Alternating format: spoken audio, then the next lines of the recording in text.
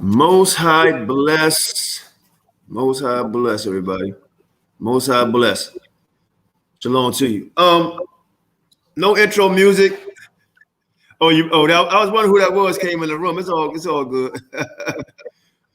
Yeah, Most High bless. The title is wrong. We're gonna change the title, right, to the correct title. Yehudah will tell you once I do what I need to do real quick. But either tonight or tomorrow, we're gonna do a exclusive on the witch out of the Yorkie community, because we're supposed to protect our children, and it seems like they're trying to protect the man. And I never forget what she was saying about Nepal was saying we're not going to say the girl was molested, but nobody want to talk about why was a grown 37-year-old man in the room with the teenager. Let's forget about if he done anything for right now. Why was he even in the room? Right? And then he got his hand, and then body fluids on her. But this is the message to people that deals with pedophiles and pedophiles. Okay, Yehudah, you got to mute your mic. I think. Let me see how I do it. Oh, no, not that mic. Okay, yeah. So everybody know, man, when you go to jail, especially for being a pedophile, them boys come looking for you, right? And they're going to find you, whether you in jail or out of jail, if you're convicted of this heinous act. So I'm gonna play a video, right? And them boys coming for you, and understand that. And they're going to find you. So this is what you gotta look forward to, no light, because they're going to get you. They don't care. They don't care. So without further ado, check this out. This is what he got coming. And this guy and this, he's going to give a description of no light, and he's going to talk about how he climbs in windows. Right? Pedophiles, man, you got to be very observant of these guys, they tactics and stuff. Right? They're predators. But this is something for no light.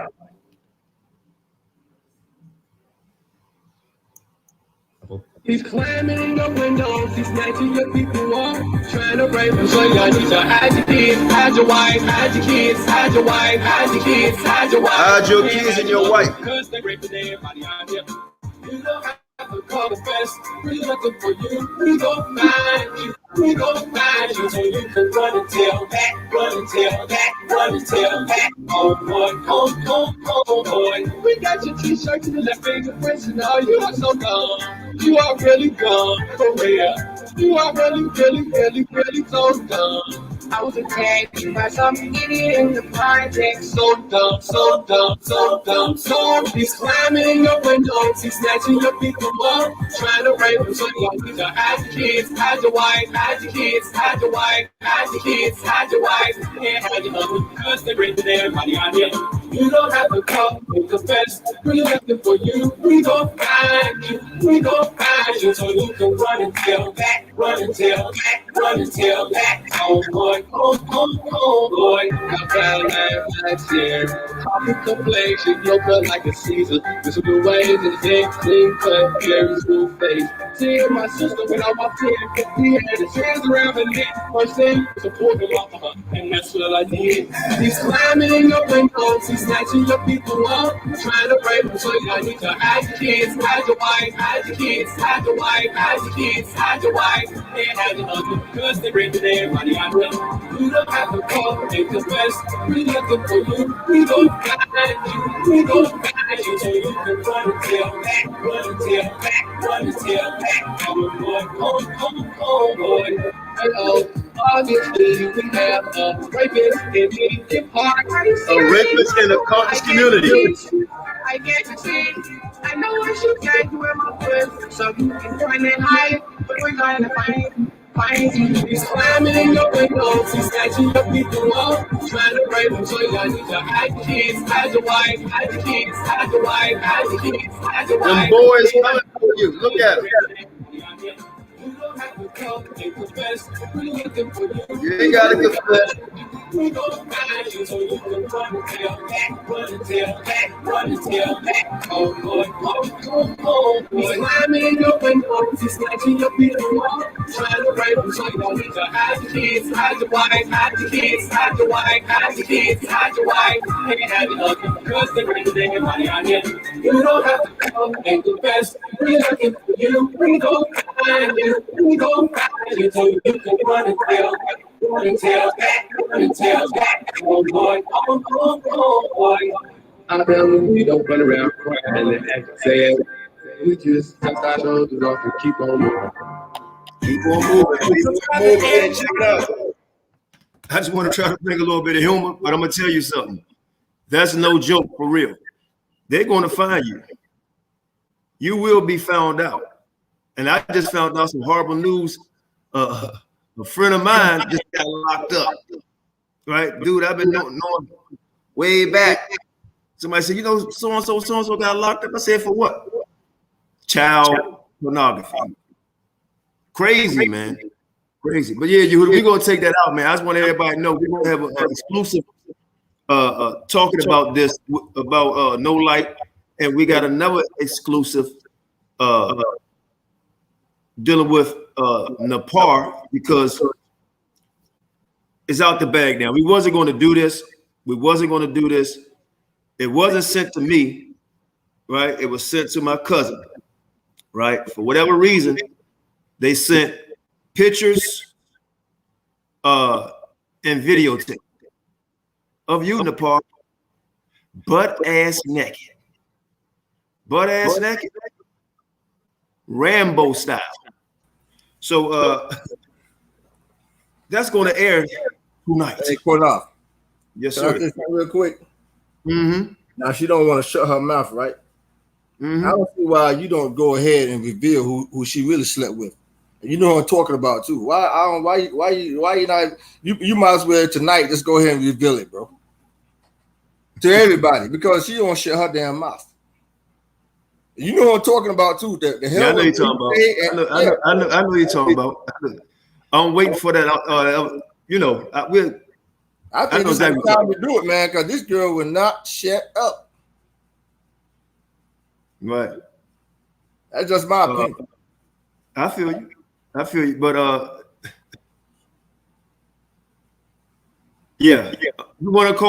She want to talk about people, you know, and protect a person who was accused, right?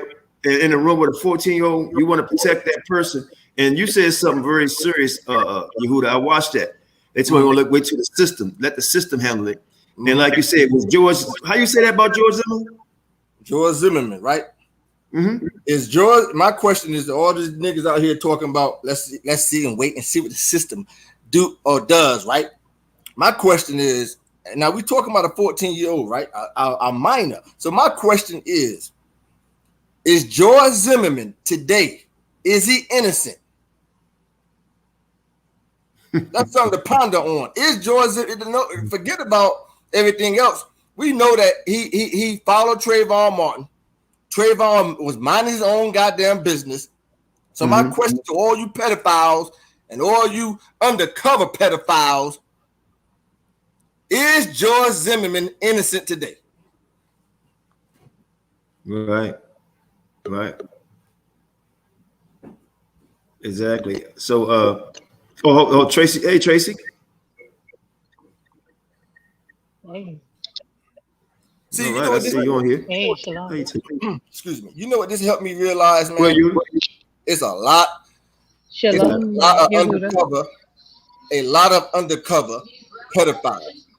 And I really realized that like today and yesterday, a lot of undercover pedophiles. Right. I mean, tonight, man, since that woman want to call everybody over here F.O.P.E bums and liars, this and third. Well, some videos and pictures were sent to us, and I'm gonna give them to Uncle Shug. I'm gonna give a lot of it to Uncle Shug. Well, I'm gonna tell my people to give it to Uncle Shug. You're giving to Uncle Shug, Qanath, and also go ahead and reveal who else you slept with. The hell with her feelings, man. No, it's not about her feelings. I got to do it. You know. What was that again? I say it's not about her feelings. I don't care about that. I'm waiting for the other information. You know what I'm talking about. Yeah, I know what you're talking about, but I'm talking about that also, though. I'm talking about that also. You know what I'm saying? Oh, I know, no doubt. And again, we're sorry for the title of this. This is not the title of the show we're going to do, but Yehudah going to go in and do this show. But I just want everybody to know, check in, tune in tonight. It's not tonight, tomorrow, but yeah, we're going to show what needs to be shown, because we don't need this type of behavior and type of women in our community proclaiming to be for the Most High. Most High bless, leaving everybody in the comment. Claiming to be of the Most High, but dealing with a man who don't believe in the Most High and calling women ugly and they calling them hoes, and showing pictures of people with shorts on. But I was amazed. I couldn't believe when the people showed me this picture of you butt ass naked. Butt naked. And we had this for like shit, damn near a month. And I was like, man, we're not going to do it. She said something about the 14-year-old. She don't give a shit. Listen, she don't. Let me answer that, Qanath, please. Just suffer me to answer. Now, what did she say? She don't give a shit about no 14-year-old girl. Okay. Here's her. Now, what did she say about the 14-year-old? That's what I'm about to say. So you can't. Yehudah talking. You can't hear about no 14-year-old girl. Her stance is this here. Let's sit and wait for the system to, or the justice system to play out.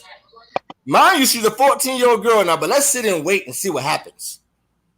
Right. So she don't give a shit about no 14-year-old girl, as she claims she do. Well, yep. Well, I just had to bring it up, man. But we're going to bring that out tonight. Hope it's don't take away from the class. It's not, because this class is going to be powerful. As usual, Yehudah gives out the park class through all praise to the Most High.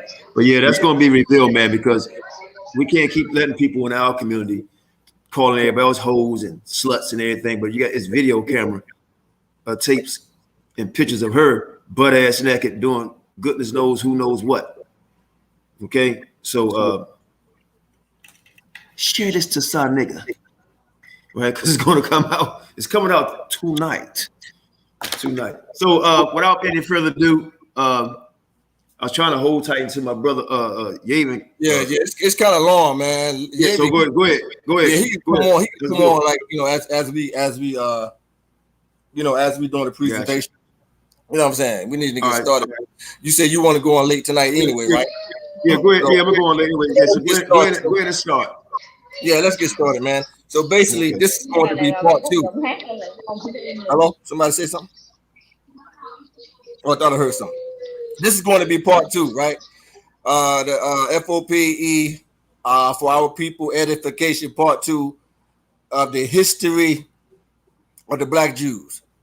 Okay, so let me hold on a second, Qanath.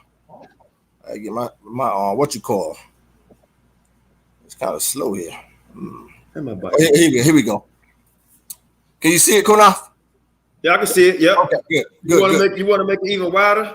I can't make it no wider than that. I think I can. Hold on. I think I can. Let me see. You might can on your end, but I can't make it no wider.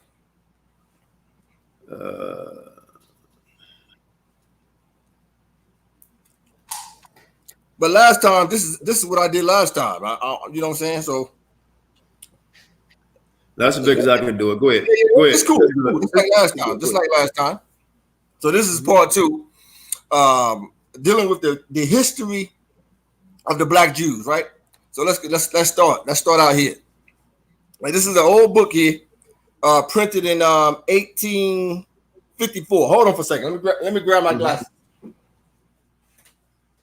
Real quick here, 1854. All right, the name of this book here is called the One Prime Veil language. Okay, printed again, folks, in 1854. So now let's go inside to see what it says on page 330, right? Near the top, the title is A New Key for the Recovery. Page 330. Now let's blow it up to see what it says. Let's get a close up here. Can somebody read this here starting at the top where I got my cursor? Anybody? Yeah, I got you, King. Go ahead, brother. Yep. You got it. I got you, my brother. All right. And as Manasseh had become a Tartar horde, seated, as we have seen, in the country of the Khazars, it may justly be inferred that they indulged in a similar latitude, intermarrying with their female slaves or contracting marriages with the black Khazars mentioned. You can stop right there with the black. You can stop right there with the black Khazars. So the tribe of Manasseh was known to be black people. Now let's scroll down. Do you see my cursor right here? Where it says whence? Start right there where it says whence. Whence it would appear both that the tribe of Manasseh had become tawny or black. Or black. Go ahead. And that this tribe had settled in Malabar. Now Malabar is in India. That's why when you read the book of Esther, it says that the Jews was dwelling from India to Ethiopia. Go ahead, continue. And that this tribe had settled in Malabar and were the true ancestors of the black Jews. Continue. The expression in question is, excuse me, Salaki, I can't see the reading because we got this this brother's comment up. Yeah, I'm trying to remove it. I continue. It said the expression in the question is the tanned or sun black Manasseh. It is introduced in connection with the most. Let's continue. Now we're on page 131. Now let's go to the top. Now let's blow it up. Ancient Jewish records. Which you can continue right here. Ancient Jewish records. Ancient Jewish records, which are said to date from the time of Nebuchadnezzar, and which were spoken of as belonging to the sun black tribe of Manasseh. The sun black who? The sun black tribe of Manasseh. Not the sun black tribe. Are you sure it says Manasseh, the sun black, or it's talking about the Hispanics? The sun black tribe of Manasseh. Continue right here where it says in. In this allusion, we have the percentage of the black Jews. That's it. That's good. The black Jews. The percentage. Even going back to the. I'm sorry. Go ahead one more time, my brother. Sorry, Elder. It says parentage. I said percentage. I was wrong. That's cool. That's fine. That's fine. And even going back though to the 1800s, this book was printed in the 1800s. They knew the history of Manasseh. Let's continue. Now let's deal with Biafra. I read this part, my brother. Biafra. It says here, which is the Portuguese. It's a later name, Mafra. Bia means come, and Fra means Ephraim or Ephraim, meaning coming from the tribe of Ephraim. That's what Biafra means. Biafra. Biafra is a shortened form of B'nai Ephraim. See that? Which is as saying B'nai or B'nai Ephraim, expressing calling together descendants of Ephraim, one of the scattered tribes of Israel. So it says that Biafra, it means to come. Bia mean come, and Fra mean Ephraim, right? Let's go to the next page here. Next page. It says one more time, Biafra. The region was named by the Portuguese to Marfra, right? The people are Bia, I friends, and not my friends. And it says, see, Yehudah or Judah. So one more time, the word Bia means come, and the word Ephraim means Ephraim. That's why you see Benin. The word Benin also is a corruption of the tribe of Ephraim, right? And Biafra. So all this territory in West Africa, you have the Jews within Ephraim that dwell also. Let's continue. Same thing, the map, same map. Benin also means the tribe of Ephraim. You can go back and watch part 1. We speaks about that, and Biafra. Now, let's continue. Biafra. Now we know that Biafra stands for the children of Ephraim. Somebody read this right here. Read the title right there. Yes, sir. 1969 White House Memorandum. So the 1969 White House Memorandum from President Nixon about Biafra, because during the 1960s, 1950s, there was civil wars going on in West Africa, and the people of Biafra, the tribe of Ephraim, was getting slaughtered. Let me repeat that. They was getting slaughtered. So what happened is the United States was investigating what was going on over there. This is a memorandum by President Nixon, right? In fact, let's continue. Let me blow it up right here. Man, if I can't blow it up, but let me read this part right here. It says from the White House, the memorandum, January the 28th, 1969. This is the real memorandum from the president. See, from Henry Kissinger. So now, Nixon memorandum from Kissinger concerning Biafra. This memorandum, folks, is concerning Biafra. And who is Biafra? Biafra is Ephraim in West Africa. So this is the letter right here. This is a real official letter. Now let's blow it up to see what it says. Now, my brother, this is the letter blown up. Let's start where it says, start right here where it says presides over. Where I got my Con. And Elder Yehudah, can I just make a quick comment? Go ahead. The memorandum from that went to Nixon, Harry Kissinger at that time, when you read the history, he was the Secretary of State. So he was giving a brief on what was going on in Biafra. Exactly. He was a Secretary of State. And the brother is 100% correct. He was getting the brief what was going on, as the brother just said. Damn, this is powerful already, brother. Damn, go ahead. Now read what says presides right here, my brother. Yes, sir. Presides over the popular support and military morale of a people convinced that defeat means extinction. You know why? Because a lot of people was getting slaughtered from the people of Biafra and Benin. A lot of our people, Israelites, was getting slaughtered. Read this part, my brother. What says? Start with what it says about the Ebus. Go ahead, right here. Yep. The Ebus are the wandering Jews of West Africa. You see that? Even the United States knew back in 1969. They knew that the Ebus were the wandering Jews in Africa. Go ahead, continue.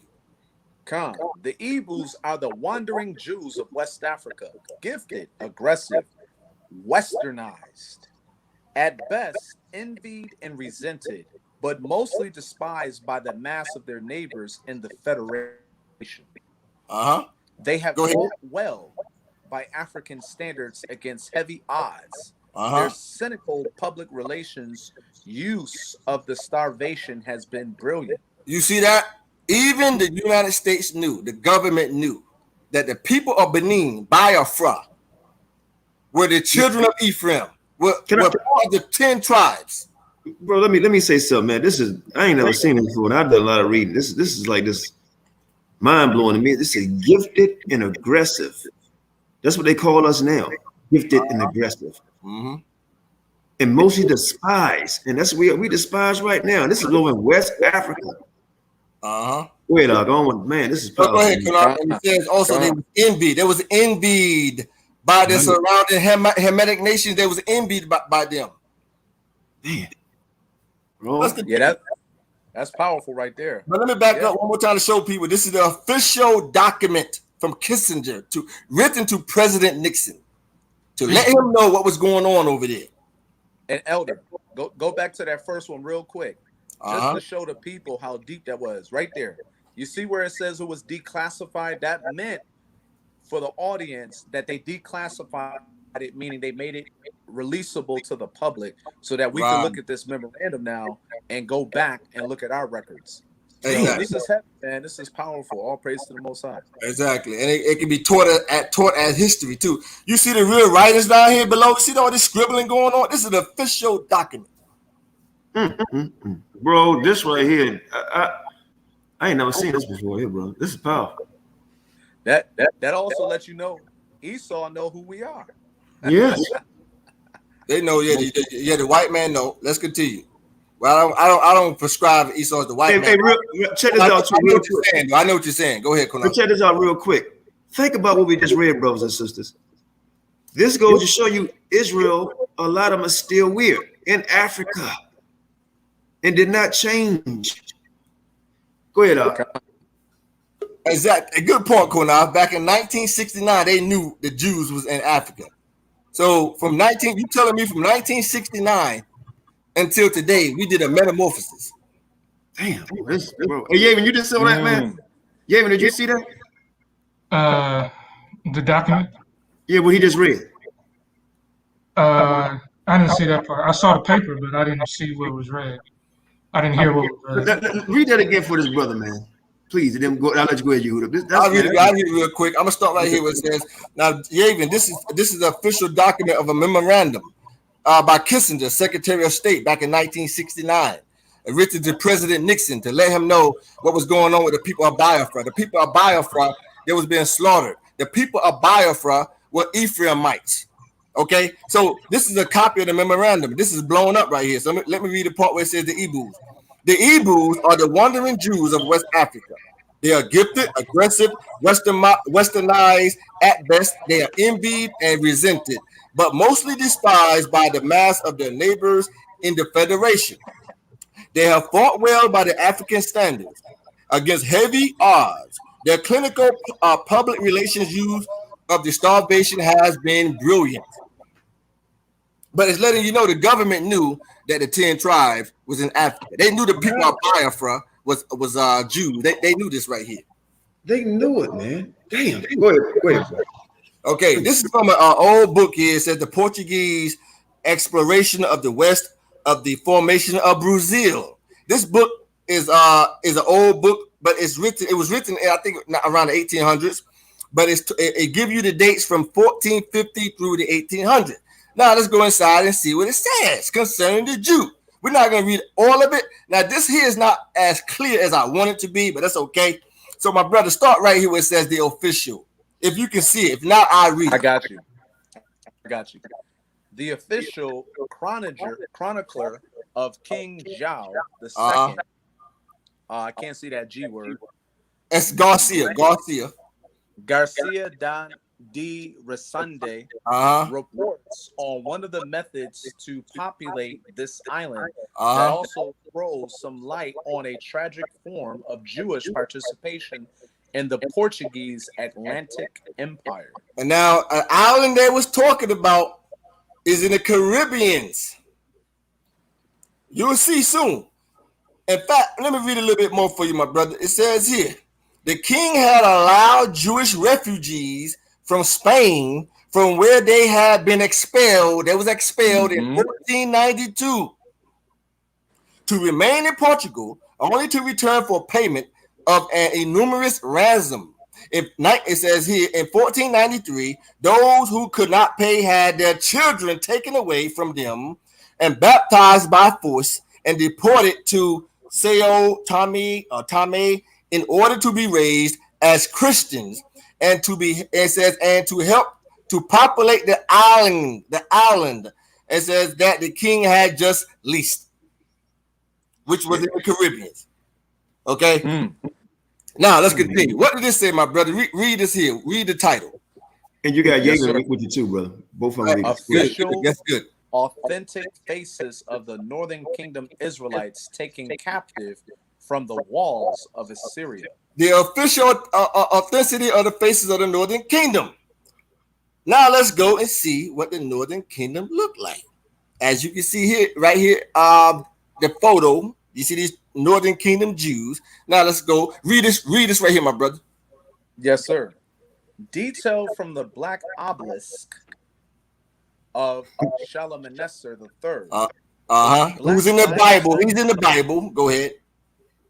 A black limestone Assyrian sculptor with scenes and bas relief, and inscription. It comes from Nimrud, ancient Kolhu in northern Iraq, commemorates the deeds of King Shalmaneser III, who reigned 858 to 824 BC. Right.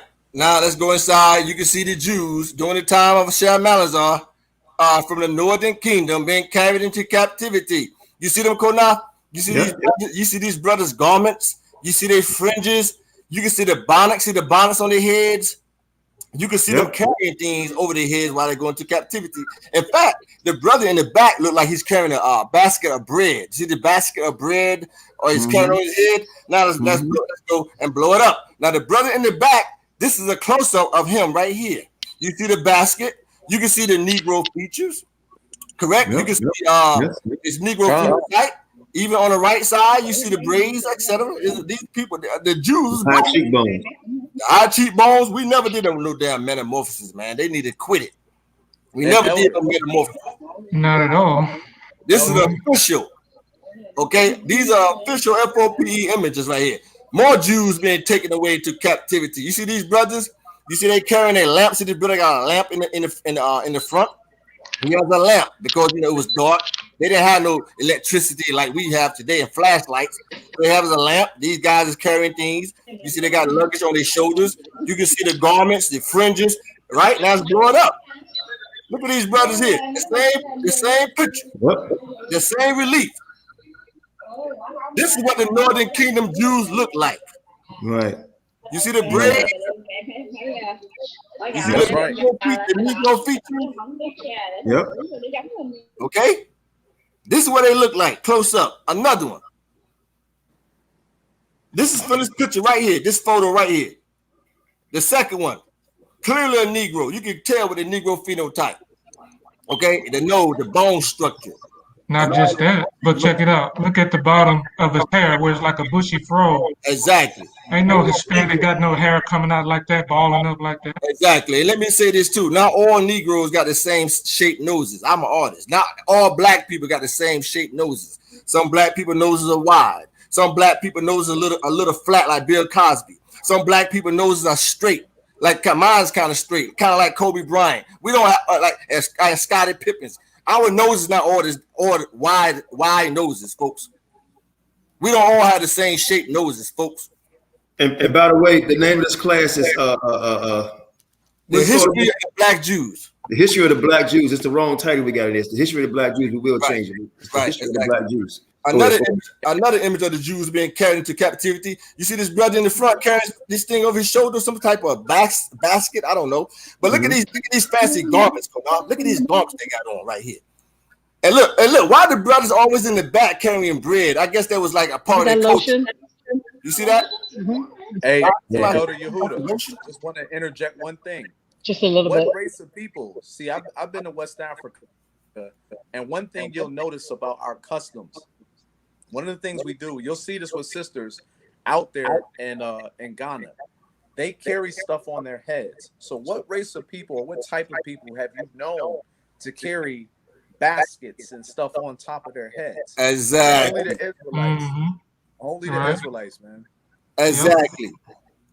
Hey man, that's a good analysis, my brother, and you are 100% correct. And this is the second image we see of a brother carrying bread. A second one. Now you see this brother in the front right here? Watch this. This is him right here compared to a Hispanic on the left. Where's the wool? I can see the wool on the stone. But not just that. Look at his features. Look at the Negro features. Yeah, he got high cheekbones. Look at his Negro features. Look at this Hispanic right here. Now you tell me. Hey, leave that picture there, right? Somebody just said something, and that is so true. So true, my brother. Go ahead, speak on. Go ahead, my bad. No, go ahead. Somebody, you want to say something? No, I was going to say somebody said that the guy got a nose like me. And I'm saying, I'm looking at him like he damn sure do, just like me. That might be you reincarnated. Wait a minute, he do it. And so this is him right here in the front. That's him, right? So this is a close image of him. Now you tell me. Let me show. I'm gonna show that. Look. Everybody see his cheekbones. Look at his cheekbones. Look at old ass Qanath cheekbones. Same way. See my nose? Same way. You can clearly see this is a black man. Ain't no getting around it. Stevie Wonder can see this is a black man. Let's continue. Truly a black man. A beautiful black man. This is another image of a black Jew. Now, what do he have on his head right here? What does this he have on his head right here? Anybody know? Like Yeah, a we bonnet. getting some feedback, y'all. I A think we bonnet. need to It's mute. called a bonnet. That's what look like a bonnet to me. Yep. It's a bonnet. We're gonna read about it too. But they wore bonnets. Okay, this is him Can you see also him? on the left side. It's Hey, we getting some background noise. Yeah, that's Get a mute. Tracy. You got. I'm muting your mic, Tracy. You make too much noise in the background. Go ahead. Okay, yeah, the same image on the left. You can see his Negro features. Ain't no getting around it. This is a Negro. You see his braids, etc. He has on a bonnet and is carrying something right here over his shoulders. You see that? Because he's going into captivity. Same thing. Look at this brother. Look, this guy look like Bill Cosby. Look at his nose. Yep. Same thing. A Northern Kingdom Jew. Close up. Okay? Official. And somebody please shoot this video on Facebook and blast this video as much as possible so these heathen Hispanics can see. Same image of this Jew on the right compared to Bill Cosby. Yep. Same thing. Same profile. Same anatomy. Same bone structure. This is a black man. Okay? A black man. Let's go to the next. Same thing. You got a Jew over here. You can't hardly see this one too good on the left side. And another black Jew on the right side. Now he's wearing a headband on the left side, and this Jew on the right side is wearing a bonnet. You see, it look like a cap, kind of like a scully cap, a winter cap. This is what they wore. So here's my question: why these brothers in these camps and our people? Why we don't wear bonnets? I wear bonnets, Qanath, and Qanath wear bonnets. Why they don't wear bonnets like our ancestors do or did? Why you don't see IUIC and GMS and ISUPK, all these camps? Why they not wearing bonnets? Another image of black Jews going to captivity, right? You see they carrying things as they go into captivity. Now you see this brother here, right here in the front. That's him right here on the right, and here's another black Jew on the left. That's the yellow hoodie man for real. Yeah, that Bill Cosby right there. Bill Cosby all day long. This is Scottie Pippen. Man. This Scottie Pippen right here. That guy got a nose just like Scottie Pippen. But you can clearly see the Negro phenotype, right? You can see it all on the right and left. Look at the braids, right? This is official F.O.P.E. Northern Kingdom Jews. Let's continue. Somebody read this right here. Leviticus 8 and 13. I got it. Okay, go ahead, brother. Oh, you could get it, King. Okay, I'll grab it. Leviticus chapter 8, verse 13. Yes, sir. And Moses has brought Aaron's sons and put coats upon them and girded them with girdles and put bonnets upon them as the Lord commanded Moses. As the Lord commanded Moses, right? Okay, watch this. You see the bonnets? Another image of the Jew, another Jew, a black Jew. And again, once again, he's carrying something over his head, just like the brother said. Once again, you see, carrying a basket over his head. And you can see he has on a bonnet, as Yavin just read. Another black man, a black Jew. This is a close-up of the Jew with the bonnet. You can clearly see a straight Negro. Ain't no getting around it. No getting around it. Another image of Jews being taken captive. Northern Kingdom. Right now, this image here, see this brother I got in my cursor right here? This is him right here flipped around. A black man. Look at the braid. Look at the Negro phenotype. Yellow hoodie man. Okay. On the right side, the same thing. Another black man, straight up Negro, wearing a bonnet. He's wearing a bonnet, right? I can't stress this enough, though. I want to say something. You know how them white boys be wearing mullets and their hair just droop down? Yeah. But you see, the hair is so evident of what phenotype they are, because look how it comes down and comes back up in a ball, like wool.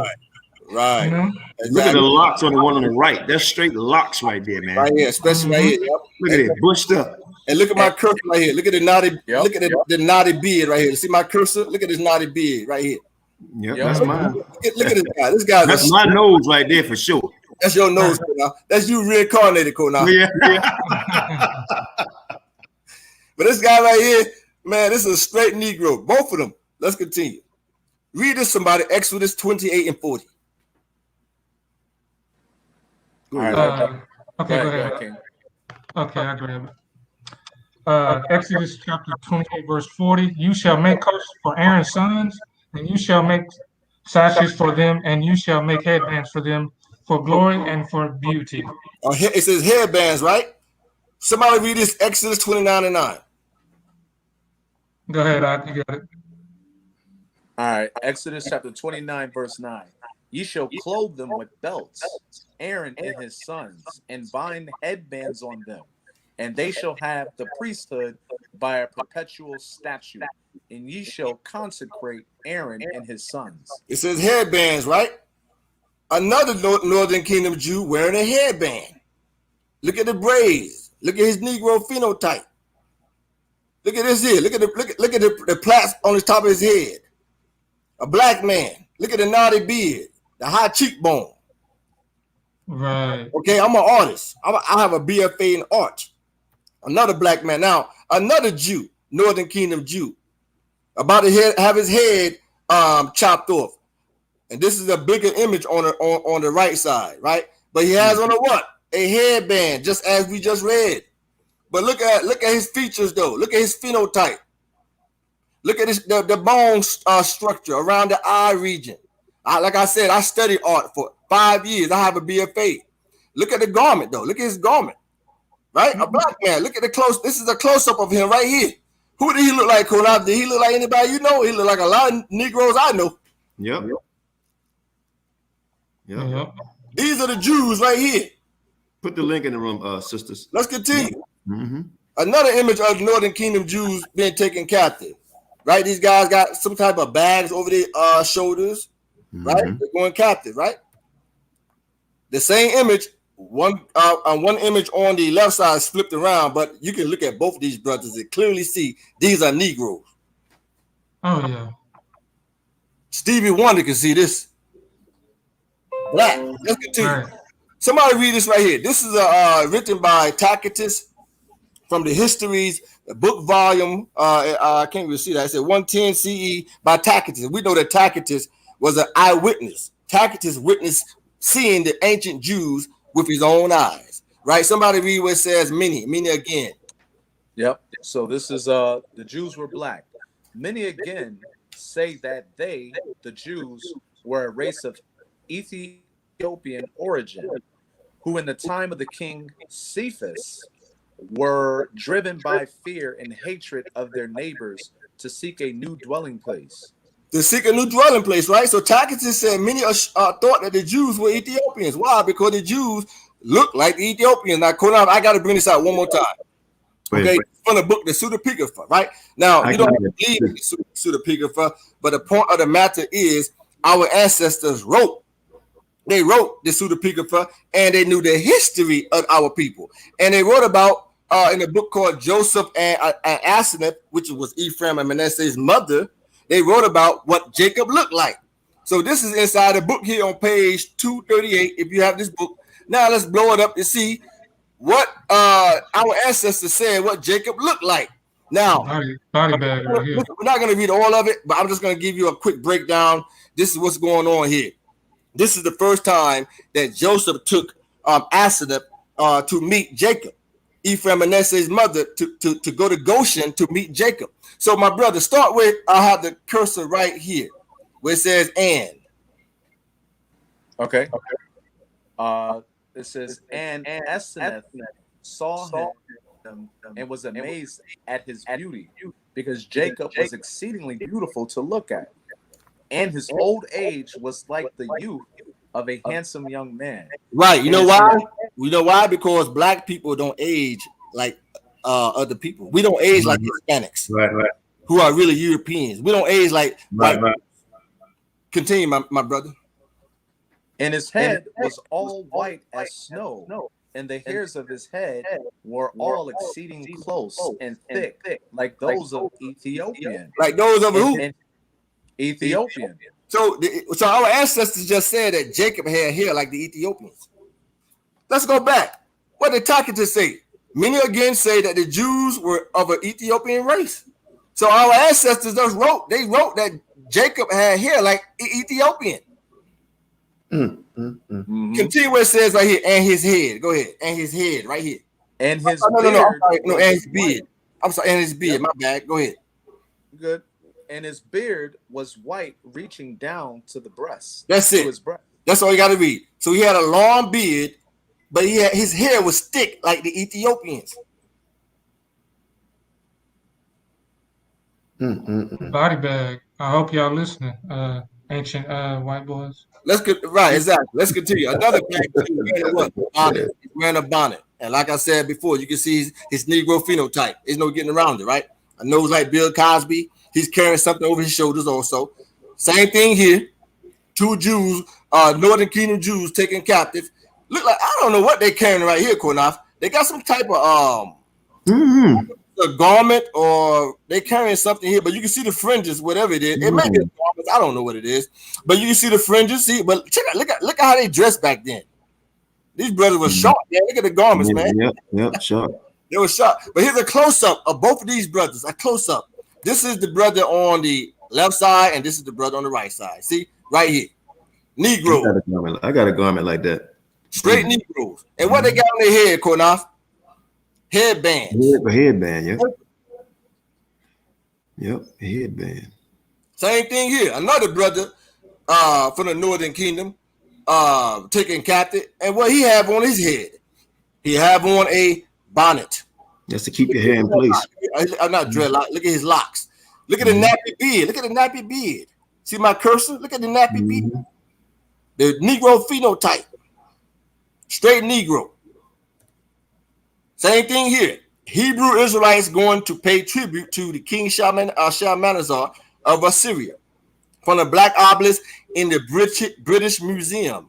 A Northern Kingdom Negro Jew taken captive. This is him right here. Now let's blow it up.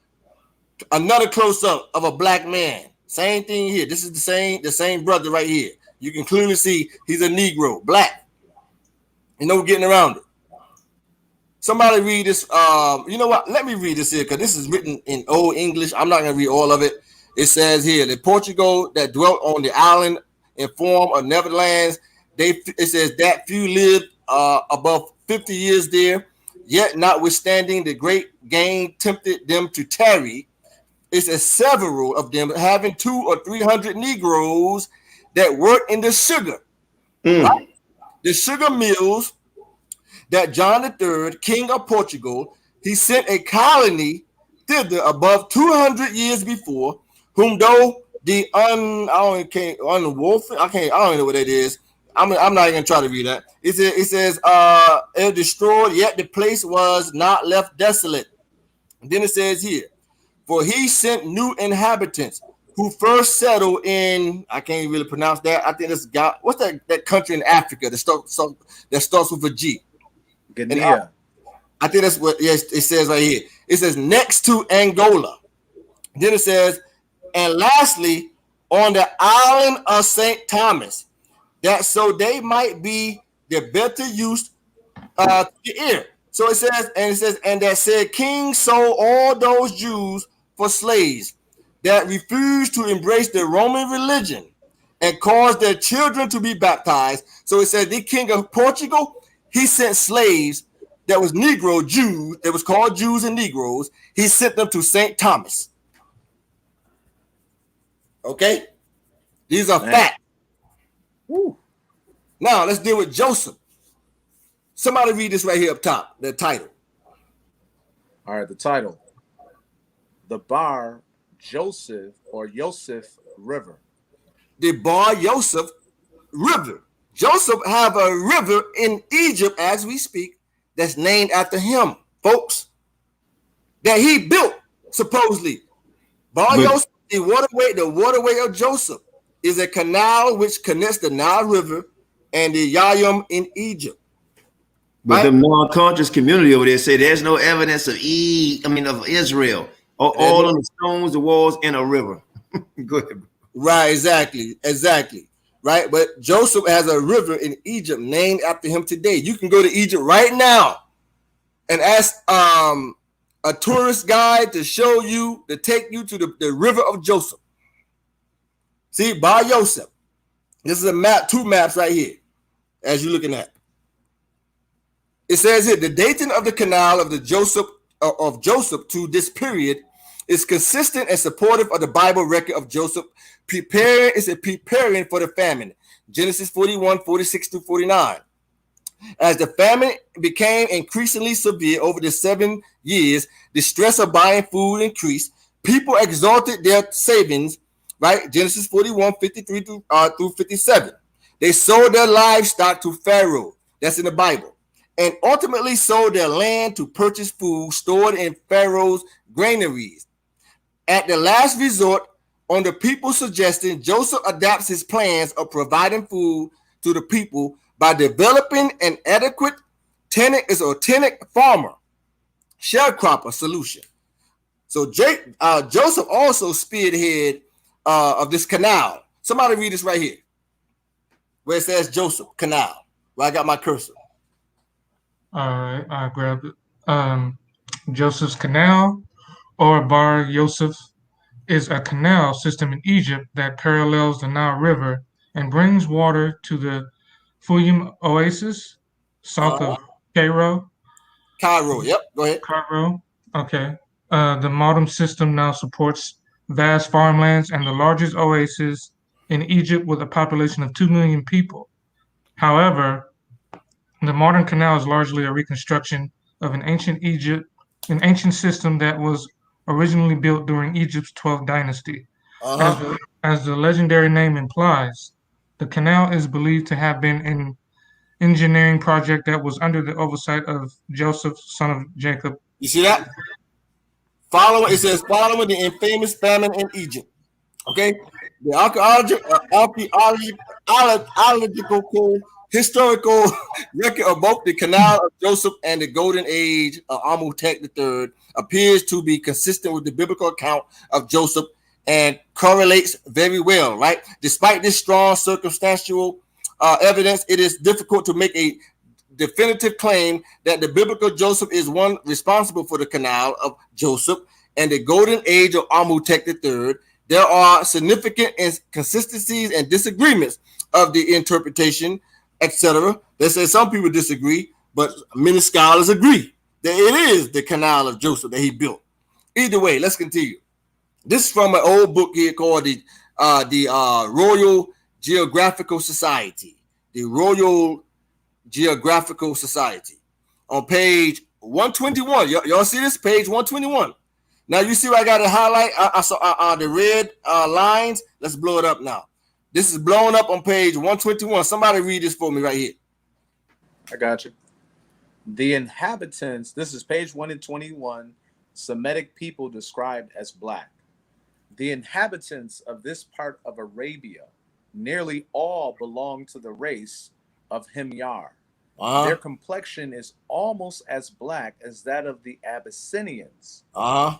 Their bodies are very finely formed with slender yet strong limbs. Their faces are Semitic, noses generally aquiline, eyes are full of fire, lips small, and mouths are very that's good. That's good. I just want to show everybody that the Semitic people was called black by the Arabians. They was called black. Once again, this is from this old book here, printed in the 1800s, called the Royal Geographical Society. Right? Now let's go inside the Jewish travelers in the Middle Ages. Okay, 19 first-hand accounts of Jews that travel in the region of Africa and what we call the Middle East today. Okay, many of these Jews were real black Jews. Some of them was converts, but they let you know they was converts. Now, dealing with Eldad the Danite in 1880, right? 1880. You guys see that, right? 1880. Eldad the Danite of the tribe of Dan, 1880. He also was a traveler. Let's go now and see what he said concerning the Jews around 1880. Around 1880. Somebody read this here where I got my cursor right here. Down below, right here. Okay, I'll grab it. And these tribes, being Dan, Naphtali, Gad, and Asher, dwell in the ancient Havilah. Stop right there. He said, that's good, Yavin. Eldad Hadani, the Danite from the tribe of Dan, he said that the tribe of Naphtali, Dan and Gad and Asher, they live side by side.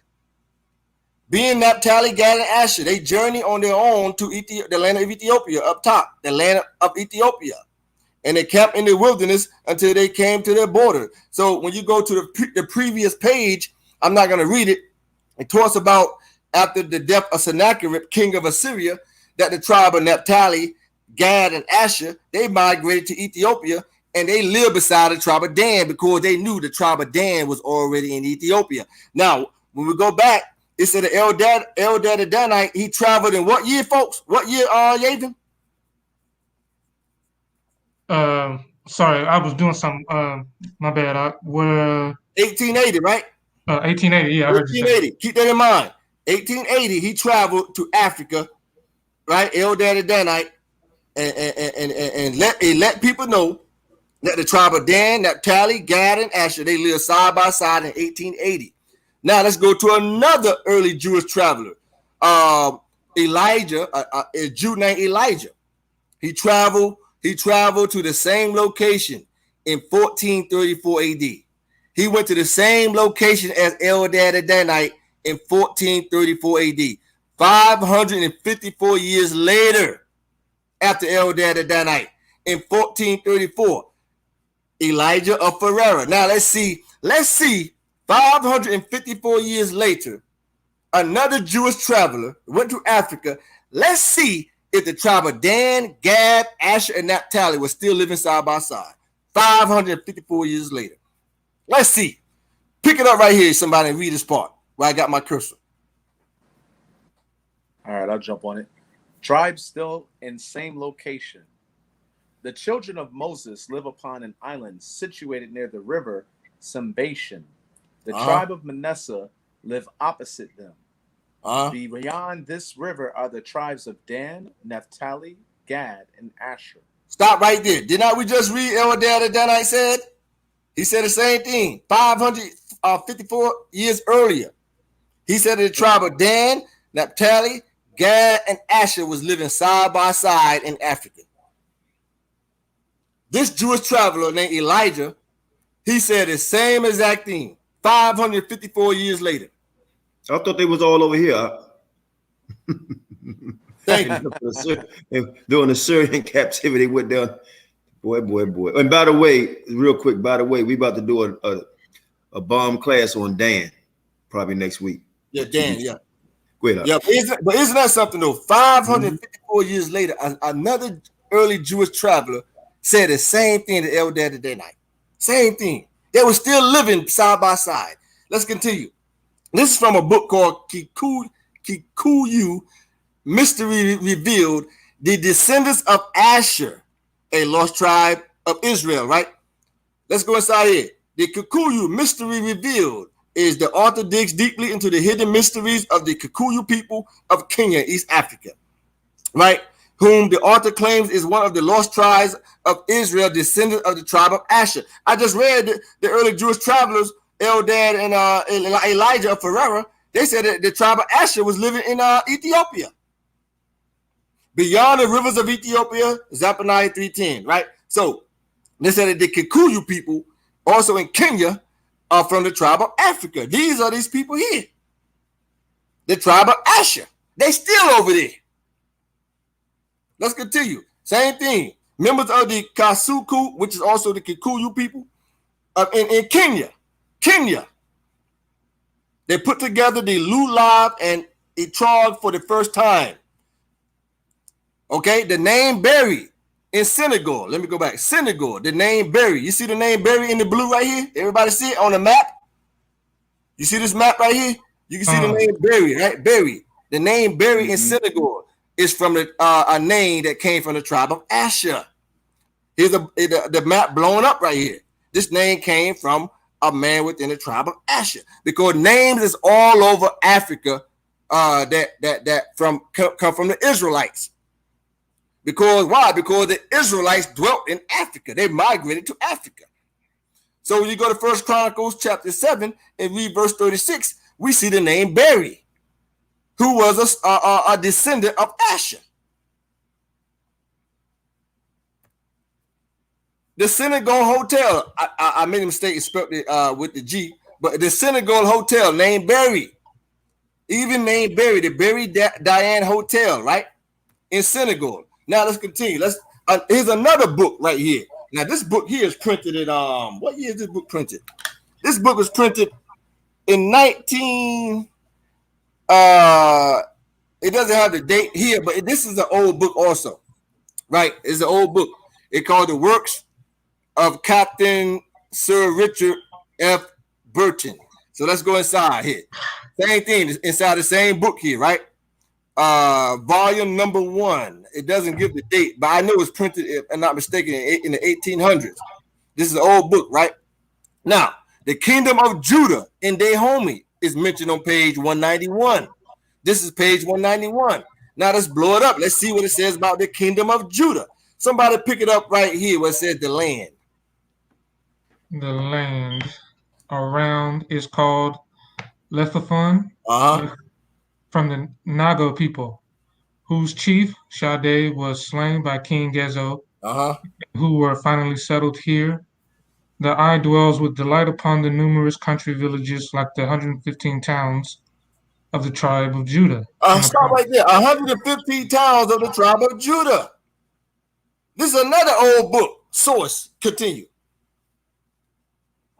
And upon the thin forest of palms rising from the tapestry of herbage, here waving, there cut short, which combined to make the spot of the Fritus, or paradise of the homeland. The homey land, okay? But it's talking about these early white European Jewish travelers. They knew the Jews were in Africa. They knew this here. They always knew this here. Another source, the new voyage to Italy. The new voyage to Italy was curious observation, okay? Now, this is another old source that was printed, if not mistaken, in the 1800s. This is another old source. See, we're dealing with old. It's best to deal with old sources. When you're dealing with history, it's best to deal with old sources, old eyewitnesses. Okay, this is from the inside the book, The New Voyage to Italy. Now, this is on page 139. Right now, you see where I got my cursor at right here? Let's blow it up now. Start reading right here, where it says this or tis. Now keep in mind, this is Old English. So it says tis, it's talking about this. Go ahead. Yep. This also a vulgar error that the Jews are all black. You see? So basically, basically what they're saying is, it says a vulgar error that the Jews are all black. They're letting you know that the original Jews are black. Continue.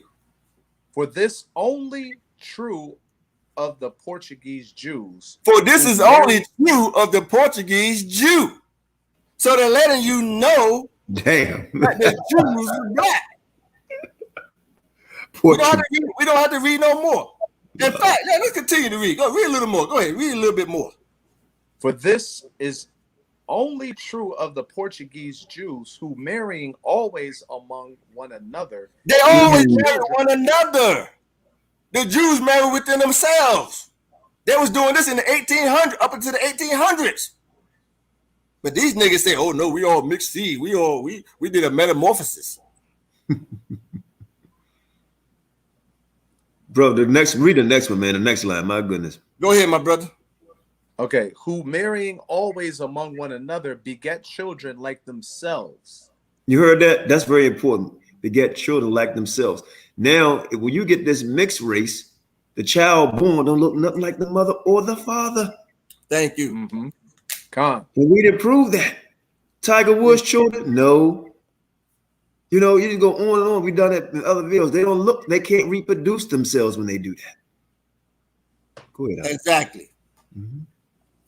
I'll read the rest of it. Beget children like themselves and what's that? I can't even. Oh yeah. Oh, that's a kid. That's right. That's supposed to be acute. Consequently, the swarthiness of their complexion. Swarty means black of their complexion. Is the entail upon their whole race. The whole race. Whole race black. Not some of the races, the whole race. Let's continue. Great lesson, brother. Damn. King Solomon gold mines in Ophir. You ain't seen nothing. Yes, Qanath, you brothers, please get some water. Take a little break while somebody do reading. We're gonna go back and forth because y'all ain't seen nothing yet. King Solomon gold mines in Ophir. Ophir, folks. Ophir is mentioned in what? Kings 9:28. It says, and they came to Ophir, and they fetched from thence gold, 420 talents and brought it to King Solomon, right? So Ophir, now I heard these caps say in the past that Ophir was in America. That's a damn lie. Ophir was in Africa. This is an old map showing you Ophir. You see here on the left side, you see Sheba. See? The land of Sheba. Because the queen of Sheba, she came from where? Her name was Malika. She came from Sheba. Where Sheba was located? Sheba was located down here. This is Egypt up here, Ethiopia, Libya, Egypt. This is Sheba, right? And what you see right here, folks, while I got my cursor, let me see if I get my cursor right. What you see right here, Ophir. Now, the map on the left, on the right side is blown up. Ophir, right here. There goes Sheba. So, when Solomon men went down to get the gold, they went down to the land of Sheba. And what was located in Sheba? Ophir. That's why Queen of Sheba heard about Solomon. How did she hear about Solomon's fame? She heard about Solomon's fame from the Phoenicians and the Israelites that went down to get the gold in Sheba. So Queen of Sheba heard about Solomon. She heard about Solomon from the men digging gold in her country. That's how she heard about the fame of King Solomon, because Ophir was part of Sheba. As you see here on the map, this is Ophir, this is Sheba right here. That's how she heard about Solomon, right? Another map, Queen of Sheba also brought Solomon gold from the south. Another map. What do you see right here, Qanath, where I got my cursor? Ophir. Ophir. That's Ophir right there. You see the Red Sea? This is the way they went from Ezon-Geber, which was located within Edom. The ships was docked in Ezon-Geber. So they would travel all the way down the Red Sea, and they would go to Ophir, and they would dig for gold and come back like every 3 years. Why I say every 3 years? Because it took them a long time to do this stuff. They was going back and forth, back and forth.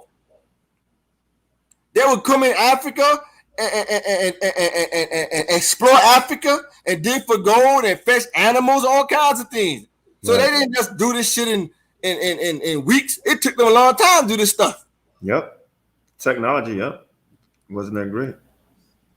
1 Kings 10. Somebody read this for me right here. I got 1 Kings 10. And when the queen of Sheba heard of the fame of Solomon concerning the name of the Lord, she came to prove him with hard questions. Verse 2, and she came to Jerusalem with a very great train, with camels and bear spices and very much gold and precious stones. And when she was come to Solomon, she communed with him of that was in her heart. Right? You see that?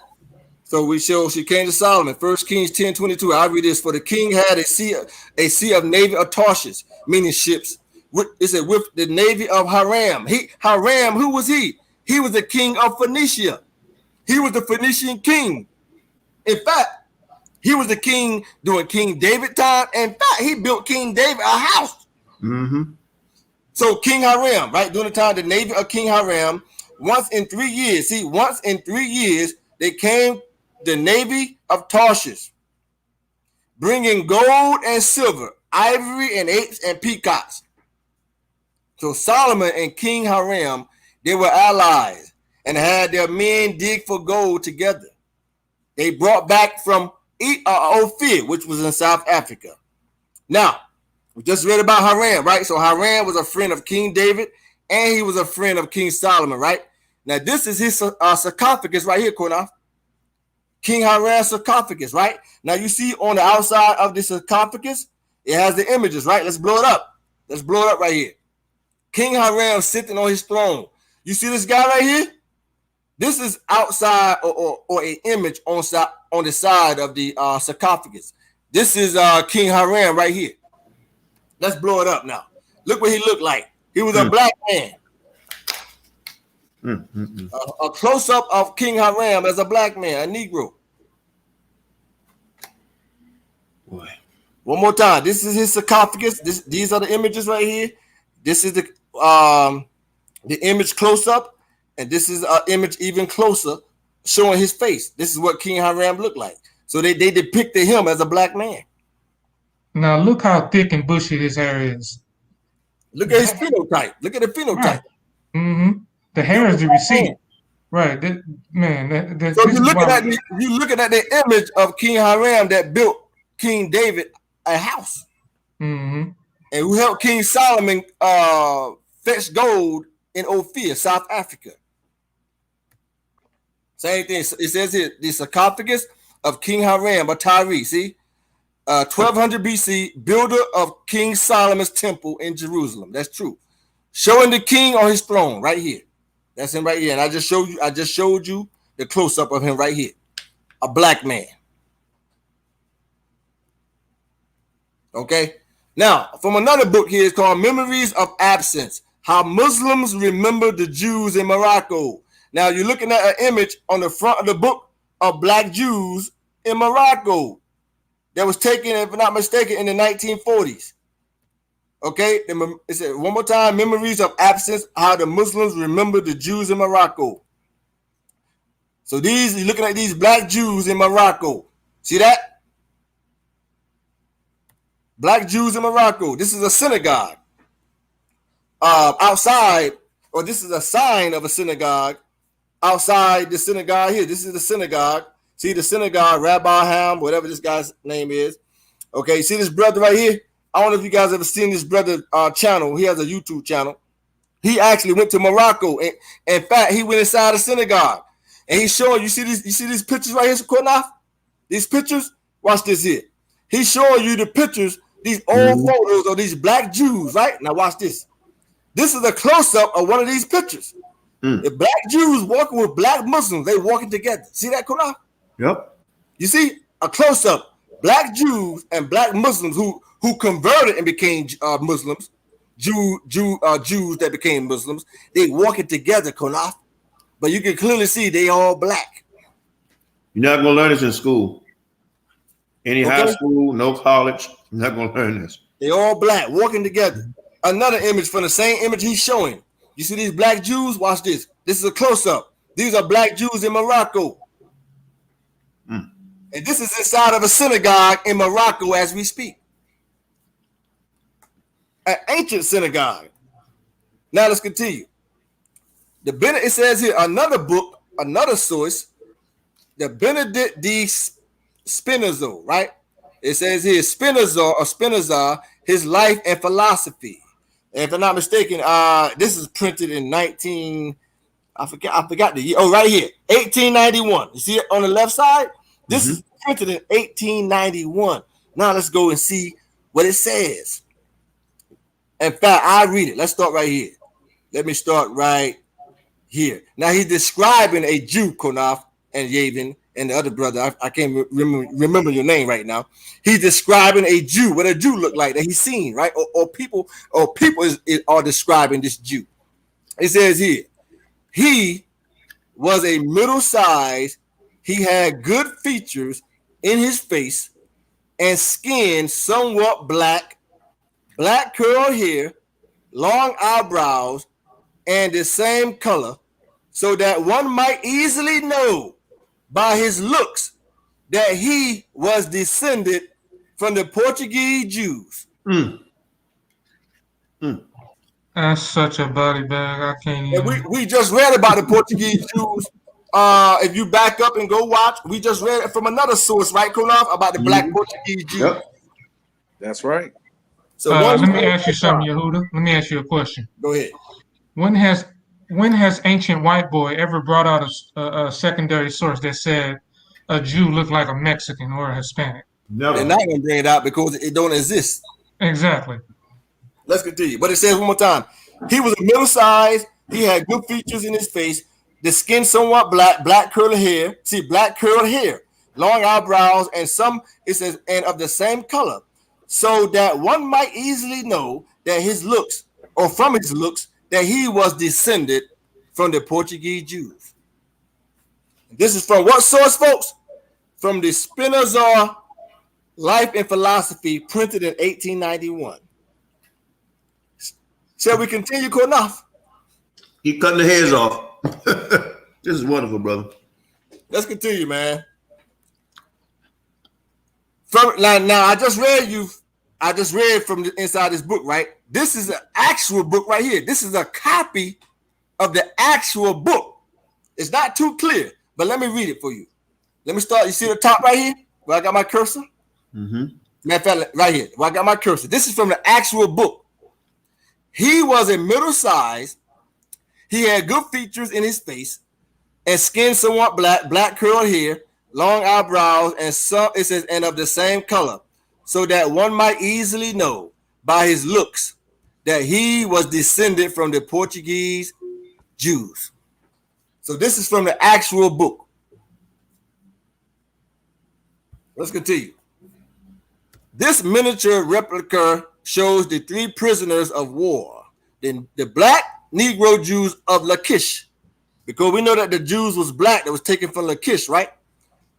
So this map shows primarily capitals of the Neo-Assyrian Empire, and we know they came down and took the northern kingdom to captivity, right? So the Negro Lachish Jews relief taken captive to Assyria. You can see they was black. They carrying instruments, right? They was black. There's no getting around it. This is a closer image of the Jews from Lachish. Show them as Negro, black. Do they look like Mexicans and Hispanics to you? Hell no. Not even close. Okay, another image of people of Lachish being deported. But let's get a close-up look now. Let's get a close-up look. You can see these brothers, they was black. See, they was black. These are Jews being carried to Lachish. You know what's This is a close-up of one of the same image, right. a close-up of the Negro Lachish Hebrew man. Man, look at the wool and the waves. I ain't never seen dog hair do that. Thank you. Thank you, Yehudah. Thank you. And the Negro phenotype. Damn. Got a nose like Scottie Pippen's. Let me say something real quick. I don't want to interrupt because I know you got a lot to do. This is unbelievable, man, because I'm trying to figure out why people are still teaching that 9 tribes are Hispanic, brother. This is just amazing to me. And it's like you show them the proof like you're showing right now, and they would just totally ignore this. And it gotta make me wonder, why would people even follow people like that? You know, I mean, but if it's hitting you in the face like that, you got the weak and tears, man, ain't no weak and tears in none of this stuff we bringing out. Everybody black. Right. Exactly. That's why I want you guys to blow this up, put it on your Facebook pages, make copies. You got my permission. Put it on your YouTube platform, whatever. Get this out. I'm about to do some arts and crafts with this. Please, you free to do whatever you want. Let's continue. Same thing from the same image. Look at a close up of Lachish black women. Look at this black women. Look at this, especially this one. This I don't know. This right here is the way they designed this one. Oh my God, this is.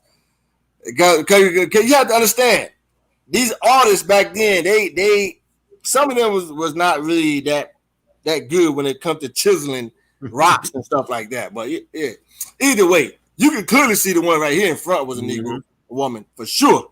For sure. Okay, but let's continue. The siege of Lachish was the Neo-Assyrian Empire siege and conquest of the town of Lachish in 701 BCE. The siege is documented in several sources, including the Hebrew Bible, Assyrian documents, and in the Lachish relief, a well-preserved series of reliefs which once decorated the Assyrian king Sennacherib, place or palace at Nineveh. Okay, so now we're looking at another relief of a Lachish Jew. See that? Now, here's a close-up of these brothers, Lachish Jews. Look at these nappy heads. Mm-hmm. Look at the nappy beard. Look at the Negro phenotype from That's all three of you nappy head Negroes on this Right, line. that's thick buckshots. Yeah. Right. Both of them. What you call it? Big buckshot. Yeah, Thick buckshot. Yeah. buckshots. Beady top. Yeah, right, exactly. Come on. What they call it? What Pam you tell Martin? Beady in the kitchen. BDB, right.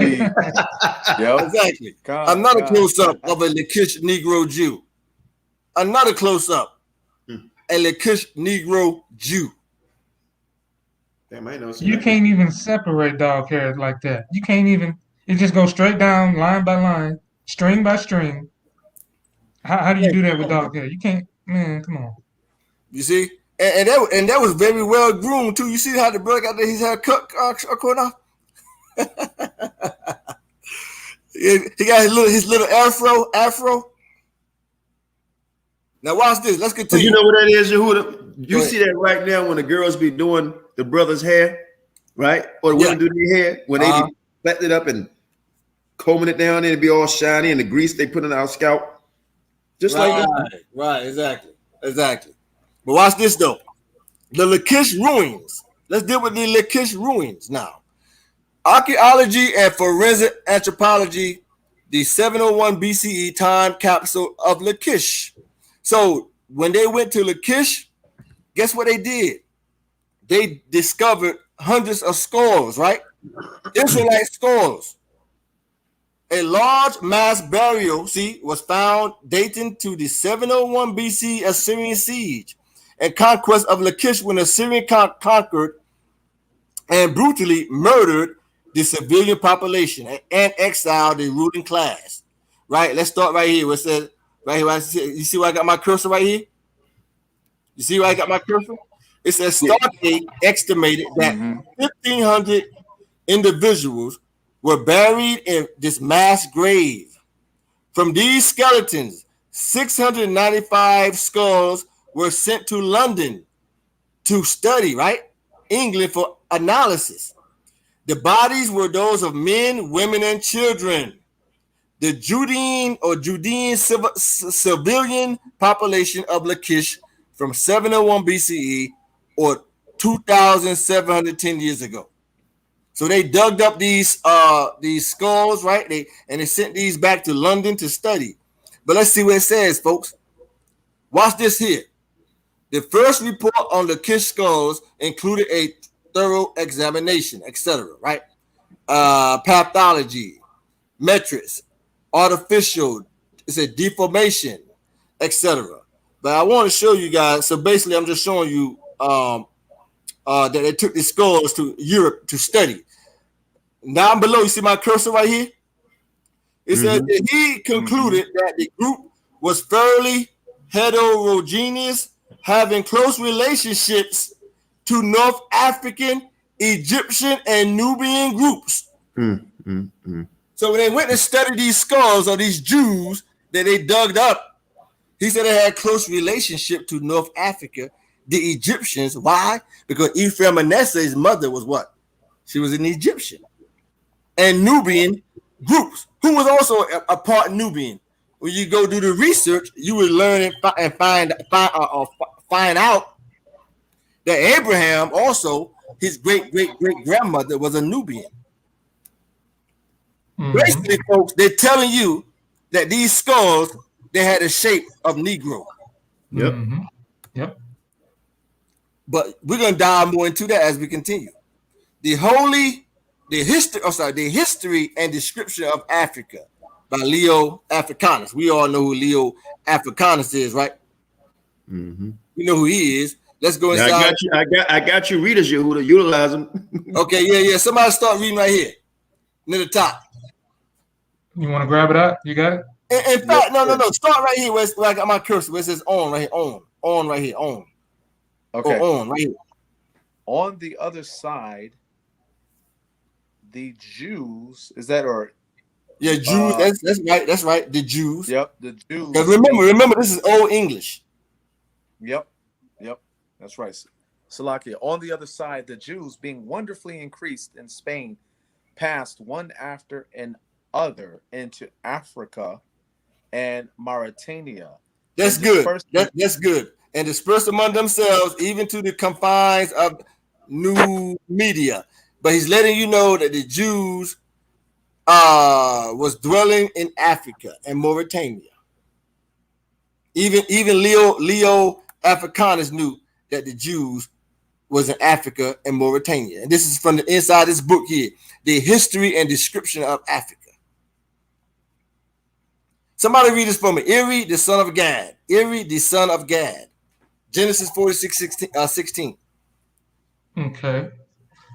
Eri, a son of Gad, Genesis 46:16, and the sons of Gad, Ziphion and Haggi, Shuni, and Esbon, Eri, and Arodi, and Areli. Right. Or Eri or Eri. Some say Eri, some say Eri, right? Eri, a son of Gad. Now watch this here. The kingdom of Judah. We all seen this map, right? We all seen this map, the kingdom of Judah, right? Or wider. Judah, kingdom of Judah. West Africa. But what else is in this map that we overlook? Let's come over here. You see my cursor? You see what it says Aweri? You see Eri? Aweri. Mhm. The Gadites also dwell in Africa. See the kingdom of Judah and Aweri. Let me go back. Aweri right here. From the son of Gad, Eri. Mhm. Okay? Watch this. Eri is said to be the original legendary cultural head of the Umu Eri groups and Igbo people. Eri established a community in the middle of Anambra River Valley. In Agulu Eri, where he married 2 wives. The first, the first wife, I can't even pronounce that. I'm not even gonna try. Bore him 5 children. The first was Agulu, the founder of Agulu Eri, the ancestral head of Eri kingdom clans. But I'm showing you that the history of Gad's son Eri is mentioned in Genesis 46 and 16. And Neri, also Neri. Let's continue. Where my cursor is at here. The second was Menri, the founder of Umunri, kingdom of Neri. So you got Neri and Eri. See, Eri and Neri. So keep that in mind. You got Eri and Neri. Now let's start right here. I know you folks saying, where is Yehudah going with this? Where are you trying to go with this here? Just pay attention though. You got Eri and Neri, right? Eri and Neri. Watch this here. As one of the children of Eri, Mary migrated from Agulu Eri. So you got Eri that came from Gad and Neri, who came from Eri. Well, watch this. Our Eri name is from Eri, son of Gad, folks. Right? Now watch this here. Let me see something. Let me go back. Hold on a second. Bear with me for a second. No, take your time. They don't teach this in any colleges. Yeah. So our Eri name is from Eri. Aweri is from an Eri, the son of Gad. As you see right here on the map, this African map. Now, somebody read this for me real quick here. Well, I got highlighted right here. Okay, I'll grab it. 1897, educated African Jewish man is conceptually confusing to Americans. You see that? 1897, educated African Jewish man is conceptually confusing to the Americans. In what year he says? 1897. This is an article of a black deaf man. He was deaf. He was from Africa. He was from Africa, right? Now let's see. Let's see if I can blow it up. It's not really that it's not really that blown up where you can really read it, but I'm going to try to read it for you. It says here, let me see here. I'm trying to think where I want to start at. You know what I'm going to do, Qanath? I'm going to blow this up and come back to this later. But basically, this article is dealing with this deaf black man, right? And he came to the Americas, and he was revealed that he was a Jew from Africa. He revealed that he was a Jew from Africa. I'm sorry I didn't blow this up. I forgot to blow it up. That's okay. But I come back to this another time in another video, but let's continue. Okay, let's continue. Now, this is from another old source right here, Qanath, right? From the library of the Princeton University. It says here, the European Magazine and London Review, printed in what year? 1810. You see that? 1810. Now, let's go inside this book and see what it says. On page 497. You see where my cursor is at, Qanath? And Yavin? Con. Now watch this. That's it. Let me blow it up. Start reading right here, Yavin, where it says page 187. Okay, Yehudi, a place of great trade. This place is reported to be inhabited by one of the lost tribes of Israel, possibly in immigration from the tribe of Judah. Yehudah in African Arabia signifies Judah. Yehudi signifies Jew. It is not impossible that many of the lost tribes of Israel may be found and dispersed into regions of Africa when we will become better acquainted with that continent. It is certain that with the continent, exactly. And this is blowing up right here. This is blowing up. Now this is from a source called the European Magazine that was printed in 1810. That knowledge of the Jews in Africa. And this is more blown up right here. Let me read it one more time. This place is reported to be inhabited by one of the lost tribes of Israel, possibly an immigration from the tribe of Judah or Yehudah. It says in African Arabic signifies Judah. Yehudi signifies Jew. It is not impossible that many of the lost tribes of Israel may be found dispersed in the interior regions of Africa. Now, hold up, Yehudah. Now, hold up. See, that's when you go to Apocrypha, right? Lost books, right? And you read 2nd Esdras 13th chapter, just let you know they were still there back then and there today. Right. And 2nd Esdras, when they said they went to a further country, that's exactly it. They went to Africa. We proved it. We proved it in our lesson that they went right past Jerusalem, right, Qanath? They went right back past Jerusalem. Yep. And many stayed behind in Jerusalem. Let's continue. 1 Chronicles 9:33. And these are the singers. The singers, folks. Who were the singers, Yavin? What people among the tribes could only sing, was allowed to do the singing and playing other instruments, etc.? Chief of the fathers of the Levites. The Levites. Go ahead. Continue to read this for me, Yavin. Who remaining in the chambers were free, for they were employed in that work day and night. Okay, so the Levites was the singers, right? First, this is 2 Chronicles 5 and 12. Read this for me right here. Okay.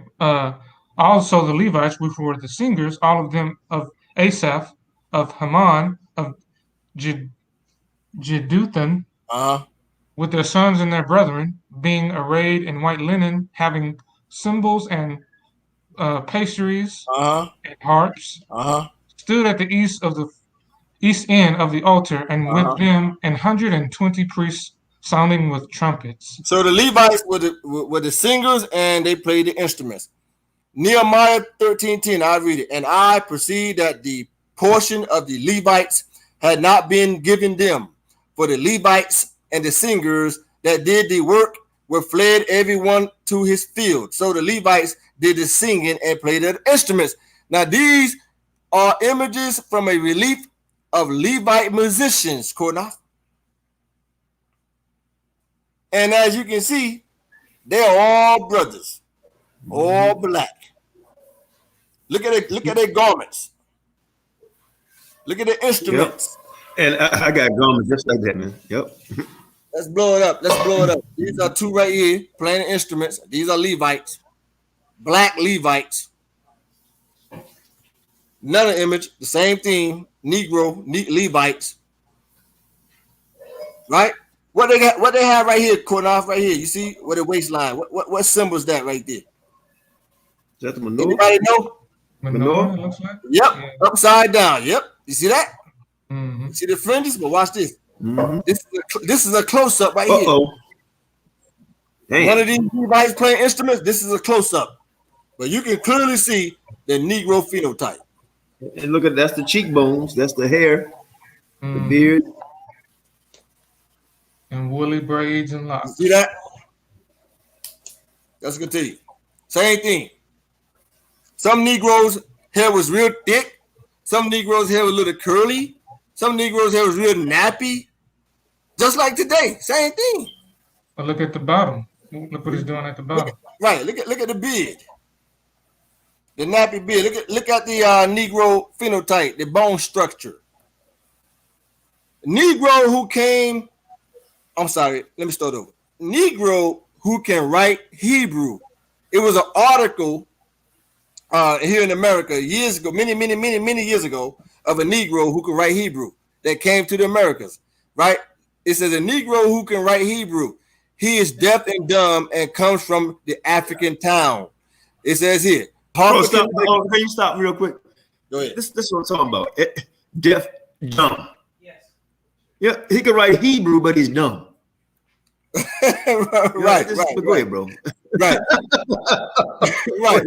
That's a good point, Qanath. But it says here from Hartford, Connecticut, September 19. I can't remember what year, but this is many years ago. This is way before we was even born.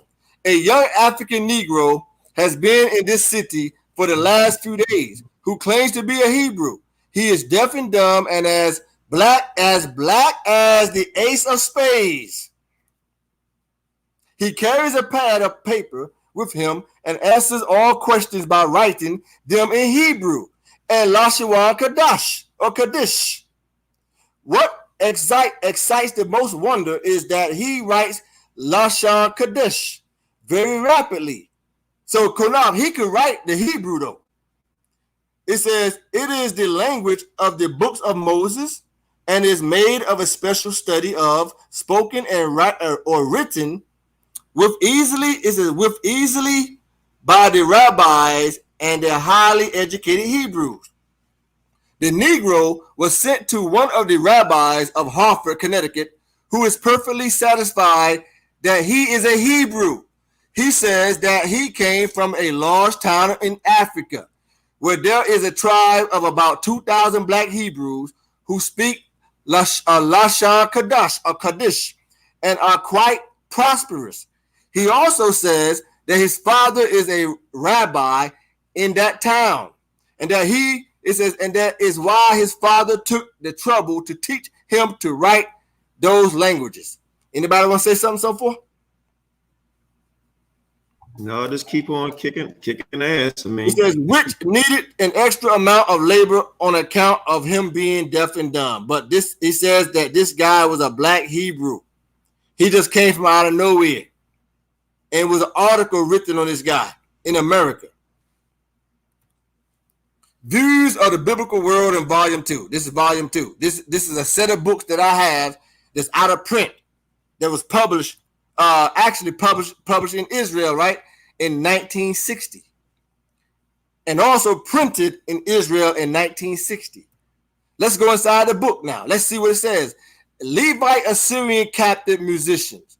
You see right here where I got yellow cut off? Now these are the Levites right here, musicians right here. Right? This is from inside the book right here. So now I'm gonna blow it up. Somebody read this part. Now, before you read the part, this is the part right here.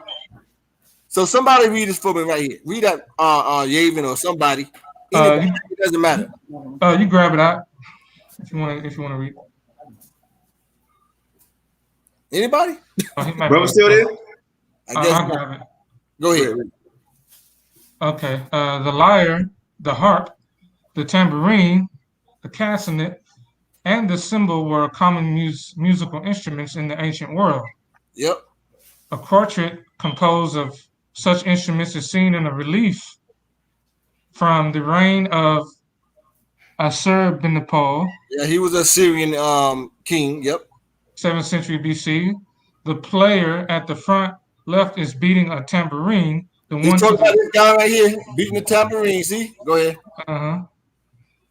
The one to the right is in the rear is clashing hand cymbals together. He's talking about this guy way in the back. See? Right here.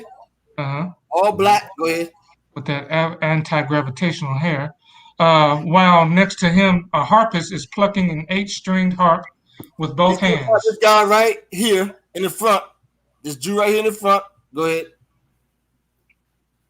The fourth player. Yeah, go ahead. I'm sorry. Go ahead. In symbol in the rear on the left is playing an oblong 5-string harp. He's talking about this guy way in the back right here. Okay, this is a close up right here. All Negro.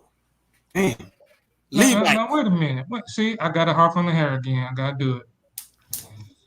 I don't know anybody that's not a Negro who has.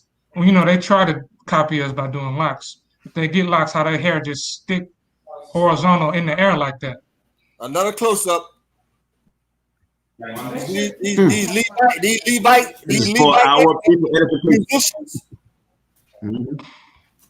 Levite musicians from inside this book printed in Israel. This book was printed in Israel in 1960 by biblical scholars. On the right side, same thing. Black Negro Levite musicians. Now, you know what? Check this out. This is what gets me, right? Now you got a lot of brothers, right? Making other brothers cut their hair and talking about, oh, them locks are nasty. Like you can't wash your locks. So I guess them guys right there, they locks were nasty. Their beard hair was nasty too, huh? Yeah, I guess they was nasty. Right. Let's go inside another old source. 1418 through 1918. See, let's go inside this source here. Historia da, I can't even pronounce that, whatever that is. So whoever knows Spanish, I don't know. The green, that's what that's what it says. I don't know. But let's go inside this old source. So you see how old this source is? Look at the paper. Look how old this is. Let's go inside. Let's read and see what it says. Let's read and see what it says. In fact, let me see. I want to start at. I'll start right here. Those, however, who refuse to embark and lead the islands of Africa would be handed over to the African kings to be killed, right? So you go back, the previous page talk about the Jews, right? And permit authorized Captain Bernardin Gomes to offer to the indigenous chiefs of all the gifts that were necessary to achieve the delivery or the murder of those land cardos. It seems that these violent measures by, I can't pronounce this guy's name, I'm not even going to try, were intended to reach Jews and foreign adventurers who spread freely along the African coast. There we go again. Second address all over Africa, showing rivers, sources. This is the old source. This source is what? 1838 18 through 19. This is old source. Yep. So here's another source I want to go into real quick. David Rubini. He's also inside the book, The Jewish Traveler. David Rubini was a black Jew. Watch this, 1522. You see that, Qanath? Yes, sir. David Rubini, right? Inside what book? The Jewish Traveler. But watch this here. Watch this. Let's prove that David Rubini was black. This is inside of a book called Auto de Fe de Jew. This is, I guess it's Spanish, right? Let me read. Yavin, can you see right here? Yes. The ambassador was the famous David Rubini, who started on his mission in 1522, and his principles seem to have been the black Jews of Qanath. There we go. Let me go back. David Rubini was inside. He's inside the Jewish Traveler. He was one of the ancient Jewish travelers. They say he was a black man. Yep. You can go without him inside the Jewish Travelers. He also went to Africa, the Middle East. He knew exactly where the 10 tribes was located. What you talking about, Willis? Right. Let's continue. This is a close-up. The ambassador was the famous David Rubini, who started on his mission in 1522, and his principal seems to have been the black Jews. See, of Qanath, because he had also accomplices with him, other Jews with him, and they said they was all black, right? And watch this here. It said Jews of who? Qanath. Qanath is the country of India. The witness to Esther chapter 8 and 9. The Jews dwelling from who? India to Ethiopia. Mm-hmm. Let's continue. Now, do y'all know who this guy is right here? Do anybody know who this guy is right here? Nathaniel. Bishop Nathaniel. Nate the Snake, right? Yeah. Nate the Snake, folks. You can go Google it. Google IUIC Issachar, Mexicans or Issachar. Google that video. He tried to do damage control and try to prove that Mexicans come from the tribe of Issachar. Right? Yeah, and demonize his own people in the process. Right. This book here he's using this book to prove his case. But let me show you something, folks. I have this same exact book. Hey, Yehudah, while you're getting that, if you can remember, you got that tribes, what you call it, lost tribes, and they were talking about the Spanish guy spoke to the Israelites. Right. Lost tribes in Promised Land. I want you to go and show them the other book. We'll do Qanath. We'll do that next week. Okay, yeah, because a lot of people think that we're gonna destroy that, man. But go ahead. I got two more sources of the lost tribe in Promised Land. 2 more books that give you more detail to the story. That's right. But again, Nate was trying to prove to everybody that Mexicans come from the tribe of Issachar from this book. But what he don't know is many people got the same book. Now let's go inside and see. So this is my book right here. I got it. This is my book right here. I got the same book. Right? The same book. Now watch this. Let me show y'all how a snake this guy is. Now what he did, he read this part right here.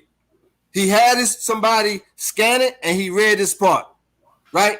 Where it says the Mexicans are originally of the 10 tribes captured by Salmanazar and of the family of Issachar. He said, you see, this proves that the Mexicans are Issachar. But what the nigga did not tell nobody on the same page, see, you see my cursors out here on the right? Mm-hmm. He read this part. What this nigga didn't tell y'all, on the same page near the top, the same European is letting you know that these Mexicans or so-called Mexicans, which is not, that Issachar went into Africa on the same page.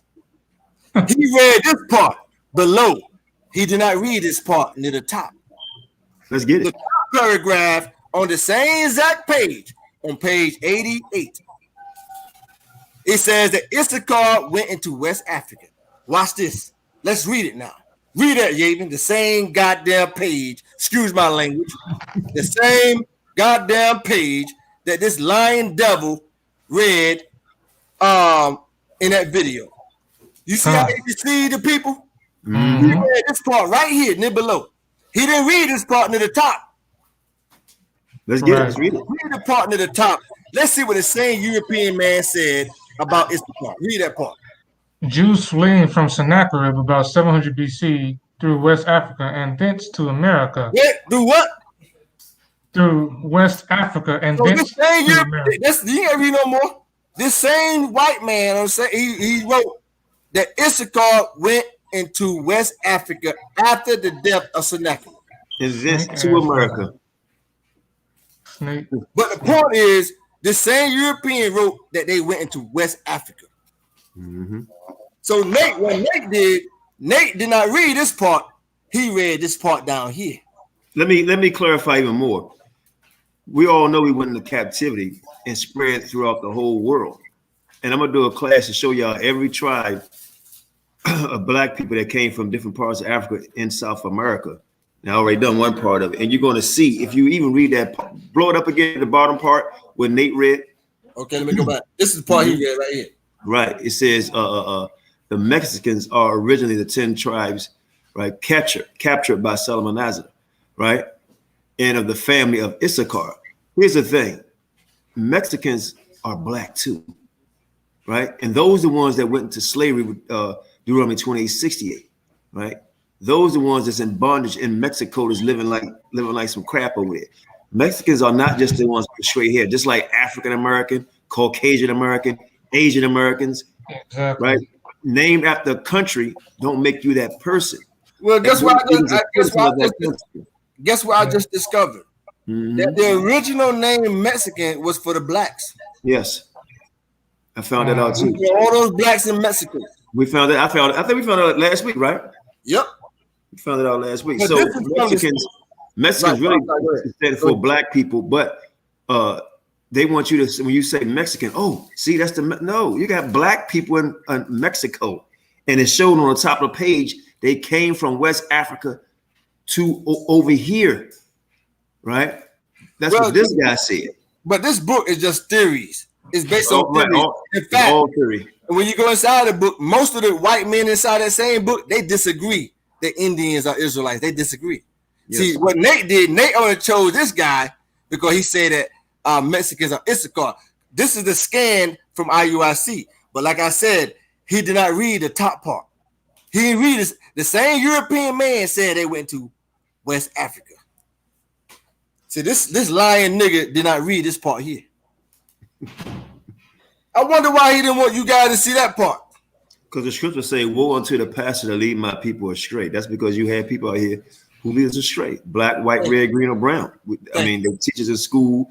Chris Columbus discovered America. You know, so he deliberately.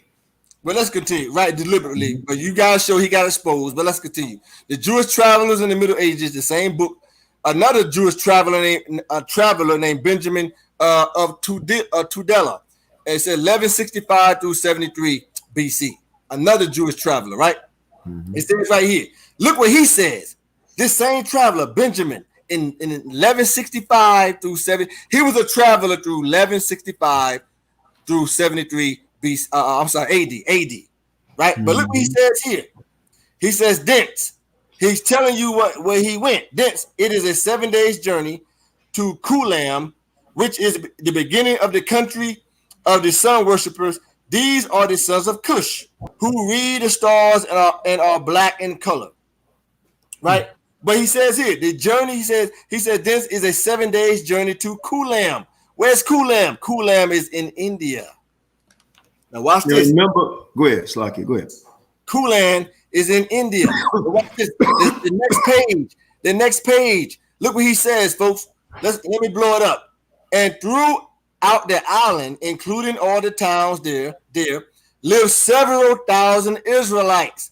These inhabitants are all black, and the Jews also. Damn. Later are good and relevant. But he says that all the inhabitants in Kulam, whatever that place is, Kulam, he said it was all black and the Jews also. He said they knew the laws of Moses and the prophets. And they knew the laws of Moses and the prophets.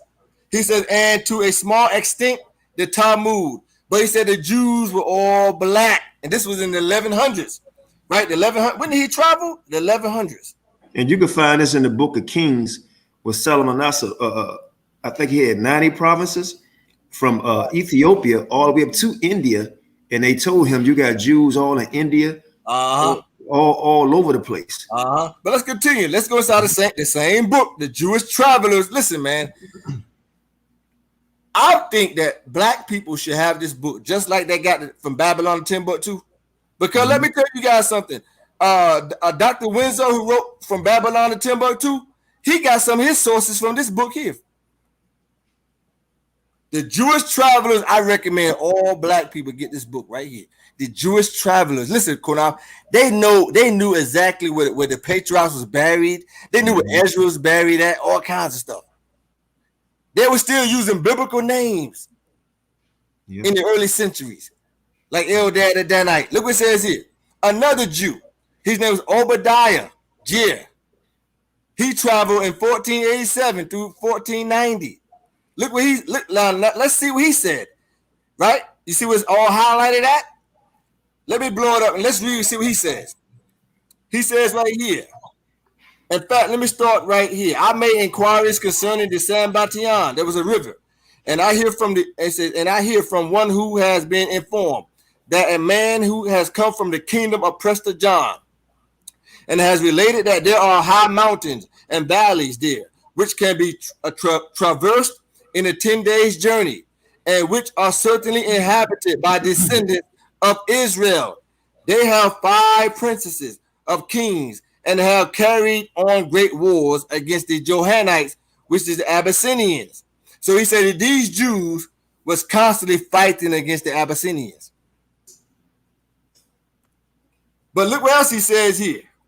He says, let me start here. But God had mercy of the kings succeeded in India who were not so cruel as their predecessors, and it is said that the former glory of the Jews is now in the measure restored.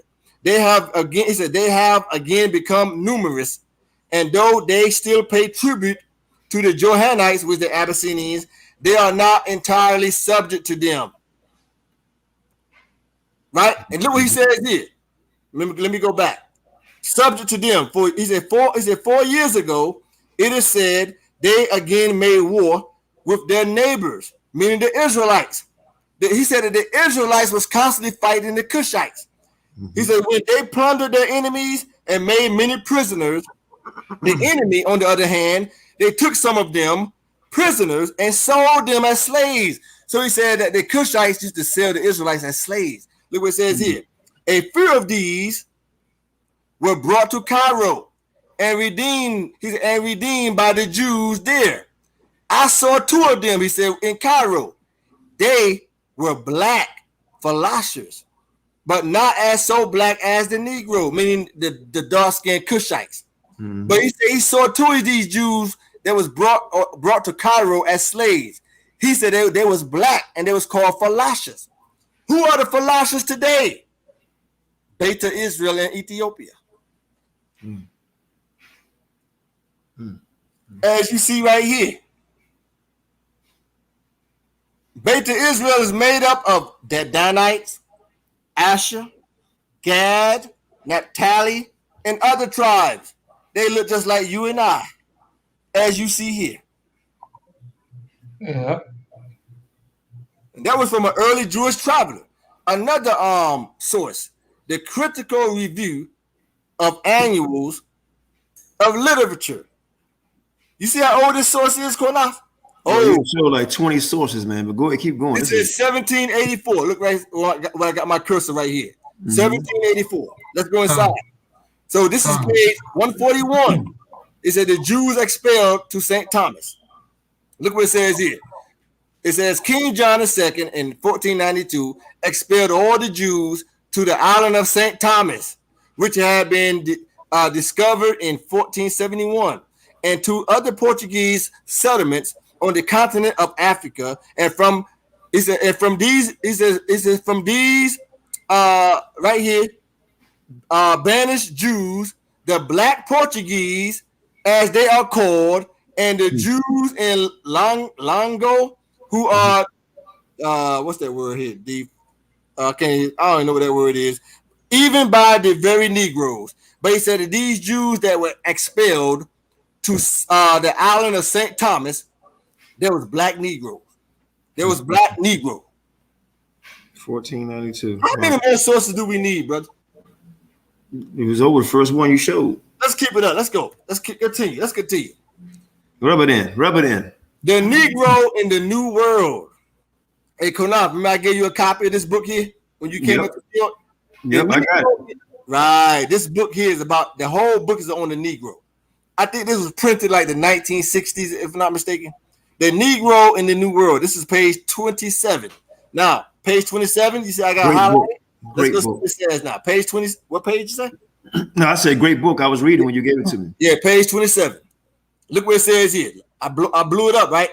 It says the Elamites of Mesopotamia appears to have been a Negroid people with kinky hair, and to have transmitted this racial type to the Jews and Syrians.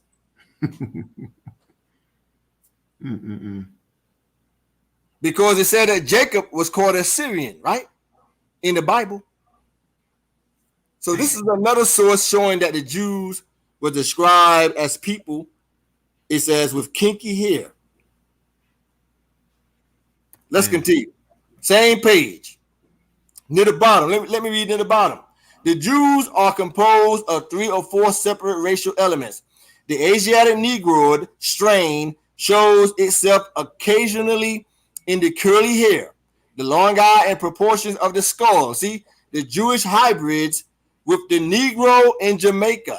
So they're telling you that the Jews look like the Negro in Jamaica.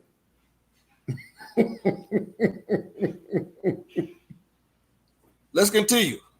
Oh, we went over Biafra, Africa. We don't have to go over again, but this is another map here of you see of Judah. See the book Africa and its inhabitants, volume number 2.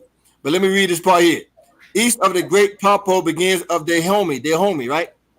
In fact, let me blow it up. East of the Great Papo begins of Dahomey territory, guarded by the important town of, what's that word? I can't even see that word. Whatever that town is, known to the Europeans by the various names of Fida, or I think it's Harida, or Wida. The old writers call it Judah, and its inhabitants were said to be Jews. Watch this here. While the neighboring river Alala, whose real name is Ephra, became the Euphrates. Why did they name it the Euphrates? Because they came from above the Euphrates when they migrated to Africa. So they named this river in West Africa. The Jews named this river. They called it the Euphrates. Here's the river right here. See the map? See the river? Look at my cursor. That's the river Euphrates. They call this river the Euphrates. Why? Because they migrated from the Euphrates. Mentioned in second Esdras. In fact, I have another map stored away. I'll probably display it later on, showing you a closer image of this old map of Judah in West Africa and that river called the Euphrates. Let's continue. Moses, king, prophet, and priest. Yes, folks, Moses was a king, a prophet, and a priest. He was a king, prophet, and priest. So the chronology of the pharaohs of Egypt, right? I'm going to show you that who was Moses' mother, adopted mother, and adopted father and grandfather. I'm going to show you now. I'm going to show you right now, right? So the 18th dynasty of Moses, pharaoh of Exodus, right? It says Moses, Amutet the first, Tutmosis is Queen Moses, Tutmosis the second, Queen Hatshepsut. Queen Hatshepsut, folks, she's the woman who adopted Moses. When you go do the biblical timeline and study the history, she was the one who adopted Moses, Queen Hatshepsut or Hatshepsut. Okay, Amutet the first. Okay, he's the pharaoh that killed all the firstborn male babies. And in fact, Yavin, read this right here, Exodus 1 and 22. Read that right there for me, right here. Exodus 1:22, and Pharaoh charged all his people, saying, every son that is born ye shall cast into the river, and every daughter ye shall save alive. Amutet is first, according to many biblical scholars who lined up the timeline. He is the pharaoh that killed all the first male babies mentioned in Exodus 1 and 22. And you can see he's a black man. He was a black man, right? Pharaoh Tutmosis, he's the pharaoh that adopted Moses as his grandson. This is him right here. He's the one that adopted Moshe or Moses as his grandson. Tutmosis the first. This is him also. This is another likeness of Tutmosis the first. So this is Moses' adopted grandfather right here. You want to say something, Qanath? No, I'm just, I mean. This is him right here. A black man. This is Hatshepsut. She's the woman who adopted Moses. Read this for me right here, Yavin. Exodus 2 and 10. DeBar, you back yet? DeBar? Go ahead. Khan, I'm back. Yes, sir. Yeah, Okay, go ahead. okay. Yeah, read that for me right there. Exodus 2 and 10. Yes, the book of Exodus, chapter 2, verse 10. And the child grew, and she brought him to Pharaoh's daughter. And he Which is Hatshepsut. I'm sorry, go ahead. Khan. So she called his name Moses, saying, because I drew him out of the water. Also, the name Moses, she named him that also. But back in that time, in her family line, the name Moses was popular. Let me go back and show you. It was popular. That's why it was called Tutmosis, Tutmosis II, Tutmosis I, etc. Right? Because the name Moses was popular. Even Queen of Moses, go look her up, Queen of Moses. So she, Hepsheshet, is Moses' adopted mother, a black woman, as you can see here. This is her also, another likeness of her right here, a black woman. This is her mommy right here. And right here, you see these little hands, little children right here in the back? The children at an Egyptian museum looking at Hepsheshet mummy on display. Now you can clearly see her mummy that she was a black woman. Come on. You know what they're gonna say? They're gonna say, look at her hair, look at her. They say, look at her hair. That's a wig. Thank you. This black woman is the woman, you are looking at the face of the woman who adopted Moses. And let me say something too. When you look at the hair, I want everybody to understand something. When you look at skeletons, right? Everything decays. Even the hair decays. You know how old this is? Look at that hair. That hair look like it's been shining grease on the side. Okay? And a hair is a living organism.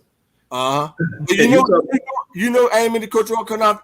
You know what they used to do? The Egyptians, they used to sew the wig in their scalps. Mm-hmm. They used to sew the wigs in their scalps. The ancient Egyptians. That's what they did. That's a wig, brothers and sisters. This case, they see, no. That's a wig. They sewed that stuff in their hair, in their scalp. They used to do that. Either way, this is the woman right here who adopted Moses right here. This is her also. This is another image of this is Queen Todd. This is the woman who was the grandmother of King Tut, who we know as King Tut. I just want to show everybody this image. Damn. This is her right here. She's the one who she was the grandmother of King Tut. Moses and the Exodus, the bust of Moses and his hieroglyphic name. So this is the hieroglyphic bust of Moses that they kept hidden for all these years. So this is the face of Moses that was made in ancient Egypt right here. And hieroglyphic name right here. Right? Today the statue of Moses above in black diorite is in the museum of art history in Vienna. But the base and feet are in the nation or in the National Museum of Ireland in Dublin. See, in Dublin. So all these years they've been keeping this statue hidden from the public. You know why? Because they didn't want the people to see that Moses was a black man. When he got high cheekbones, you can obviously see that's a black man. This is the bust of Moses and his hieroglyphic. This is the hieroglyphic name right here, Moshe. Okay, so Moses, king, prophet, and priest. Somebody read this for me right here. Deuteronomy, the 33rd chapter, verse 4. I got it. The book of Deuteronomy, chapter 33, verse 4. Moses commanded us a law, even the inheritance of the congregation of Jacob. You see that? Read that right here. Verse 5. Verse 5. And he was king in Jeshurun when the heads of the people and the tribes of Israel were gathered together. Exactly. So Moses was not only a priest, Moses became a king. So really, Moses was the first king of Israel. It wasn't Saul, it was Moses. He was really the first king. Okay, this is the same image but in color. The same image. You see that, Qanath? Yep. Hey, and all these years. I just want to bring something out. You notice that they knocked off the noses. This is something Napoleon did, and it shows you that they wanted to hide the Negro features, because what they usually would do, even through all of Egypt, you see the noses. The noses Exactly. got knocked off because the white man wanted to hide the fact that all civilizations in antiquity were great before him. And he did, and he got jealous because he saw that there were Negroes, okay, and people of color who ruled the world before he did. Exactly. But just same thing here with the statue of Moses. They knocked his nose off. They did the same thing, but the hieroglyphic name it says Moshe. This is another image of Moses. All right, this is an image of Moses that was rescued from the Dura Yoruba synagogue. Okay, now if you folks don't have the brother Professor Lee Cummings' book, I advise you to go buy some of his material. And actually, I got this from his source right here. But either way, I did some research and he was right. Right, this is an old image of Moses from an ancient synagogue in Syria. Right, and it says here this image is at least 2,300 years old. And let me say this too. Reminder: Professor Lee Cummings supposedly came on last week, so let's pray. I didn't hear anything from him, but he's going to do his book release. He has a new book coming out. He's going to do it F.O.P.E. Right, exactly. But the depiction of Moses as a black man from an ancient synagogue in Damascus that date back to 305 BC. So even back then, they depicted Moses as a black man. Right? But let's continue. Same thing. Notice the woolly hair, the black skin. So this is a close-up right here. Let's continue. Another source, Qanath, travels in Africa, Mungo Park. This is another old source. Let's go inside and see. You see, right inside the book here, the same book. It's called Travel in the Interior Districts of Africa. You see that? Mm-hmm. Then it gives you the year. Look, the years. Look what it says here. 1795, 1796, 1797. But let's go. And this is the guy this is the traveler here. But let's go inside now to see what it says here, right? So this is on page 274, right? But let's blow it up now to see what it says. So somebody do me a favor. Start where it says here, I got it, brother. I discovered that the Negroes are in possession, among others, of an Arabic version of the Pentateuch of Moses. Stop right there. He said he discovered that the Negroes are in possession, among others, of an Arabic version of the Pentateuch of Moses. I bet the native Indians didn't have no Pentateuch of Moses. Like I said, remember every class we do, they always mention the word Negro. Always Negro. But and then people got a problem when we say Negro. Right, like it's something bad with being a Negro. Mm-hmm. But it says here that in the 10th century AD, Sadia Gayan wrote a tafsir in Arabic translation of the Torah and some other biblical books with the commentary. These were written in the Hebrew characters. Right?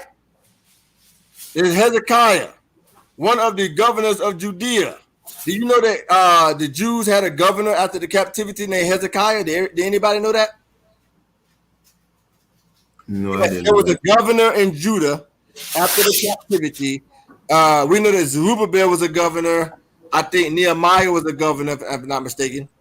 But also, the Jews had a governor named Hezekiah. And Hezekiah, he was a governor between 350 through 302 BC. It says right here, Hezekiah was the last governor of the Persian Empire. See, he was the last governor of the Persian Empire and governed after Alexander the Great started the Greek Empire in 333 BC. Now, let's see what he looked like. This is a coin of Hezekiah, the governor. This is an old coin. You can see the front of the coin and the back of the coin, right? You see the inscription, Hezekiah. You see over here another inscription, meaning governor. This is his likeness right here, a black man. But I thought we have no proof that Israel existed. Thank you. Artifacts, written history. But this is Hezekiah. He was the last governor of the Persian Empire. He was a black man. This is a close-up of him right here. Damn. Okay? A black man, Hezekiah, a Jew, governor of Judea. The last governor, he was the last governor of the Persian Empire. A black man. You can clearly see from an ancient coin. But let's continue. Another source, Qanath. How many sources do we got? But you got at least have about 30 so far. Man. Another source. Judaism and Enlightenment from another ancient source, Laville. I'm not even gonna waste my time trying to pronounce this, but let's continue. Let's go to the next page. Judaism and the formation of Enlightenment, radicalism. Right? Let's go inside and see what they said. In fact, let's pick it up right here.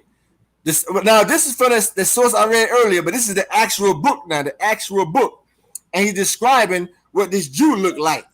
Pick it up where I got the cursor, he. Okay. He was of a middle size. He had good features in his face, his skin somewhat black curled hair, long eyebrows, and of the same color, so that one might easily know him by his looks that he was descended from Portuguese Jews. He said that one may know that he descended from Portuguese Jew. Now continue. Go ahead. Continue. Okay, here we go. Yeah. In Levier's version, Colorus's words are subtly amended. He was of average size with well-proportioned facial features, dark skin, black, curly hair, eyebrows of the same color, dark, and lively eyes. A fairly attractive physiognomy. Physiognomy. And a Portuguese ear. So you got two witnesses right here. They both describe this same guy as black, a Jew, and they say he was attractive. He was a handsome man. And you notice all the readers always talk about how beautiful the women are, or how handsome the man is, and how in the skin. Always somehow beautiful. Right. They say he was a handsome black Jew, like the handsome Qanath. He was handsome, right? and look, like how Muhammad say. Yeah, Muhammad said that. That's what Qanath like that. Let me continue. The 10 tribes spoke Aramaic. They didn't speak Hebrew mostly.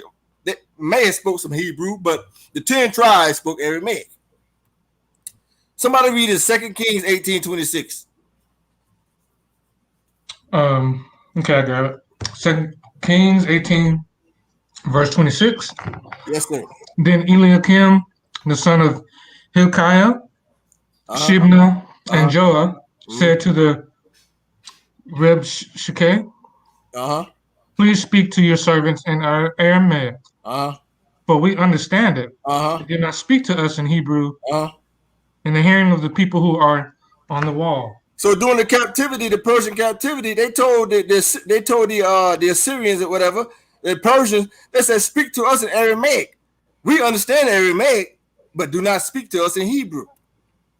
Ezra 4:7, I read this. And in the days of Artaxerxes, king of Persia, Bishlam, Mithredath, Tabel, and the rest of his associates wrote a letter to Artaxerxes. It was written in Aramaic, and they translated. So the 10 tribes spoke Aramaic. Did they ever find any Aramaic in the Americas? No, sir. We've been saying this for the longest. Bro.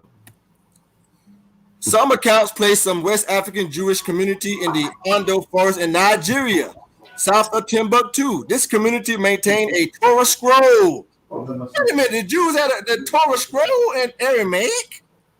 Torah scroll as late as 1930s, written in Aramaic, that had been burnt into parchment with a hot iron instead of ink, so it could not be changed. So the 10 tribes, when they went to Africa, they had Aramaic and they burnt it into parchment. So the writing could not be changed by nobody. Hey, Elder Yehudah, real quick. Just want to insert a comment real quick. Go ahead. A lot of Hebrews better be careful, man, trying to say that all these people in Africa is Hamites. What you're seeing here through this class is that there's more evidence that the 10 tribes are in Africa, and that many of the lands that we traveled in Africa, that our people are actually Hebrews there than what we see in America. Exactly. So we better be careful, man, what we be saying, because what we seeing now is the Most High is bringing this truth out for real. Exactly. Well said. They skating on thin ice when they talk about most of the Jews coming over here to the Western Hemisphere. Get the hell out of here with that. Let's continue. Babylon of Timbuktu. We all have this book. Everybody named Mama got this book. Dr. Winsor mentioned Bagola, a guy named Bagola in his book, folks, from Babylon of Timbuktu. Now, Bagola, the Ephraimite, he was an Ephraimite. He confirmed his people migrated to Africa from Assyria, which lines up with 2nd Ezra, the 13th chapter, right? So it was a guy named Bagola. The assertion of these Yoruba Jews is that their ancestors were driven from locally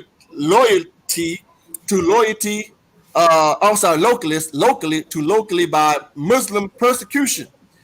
They did not find rest. It said they did not find rest even when they arrived. So this guy Bagola, he gave the history of the Jews' migration. He said they did not find no rest until they arrived at Timbuktu.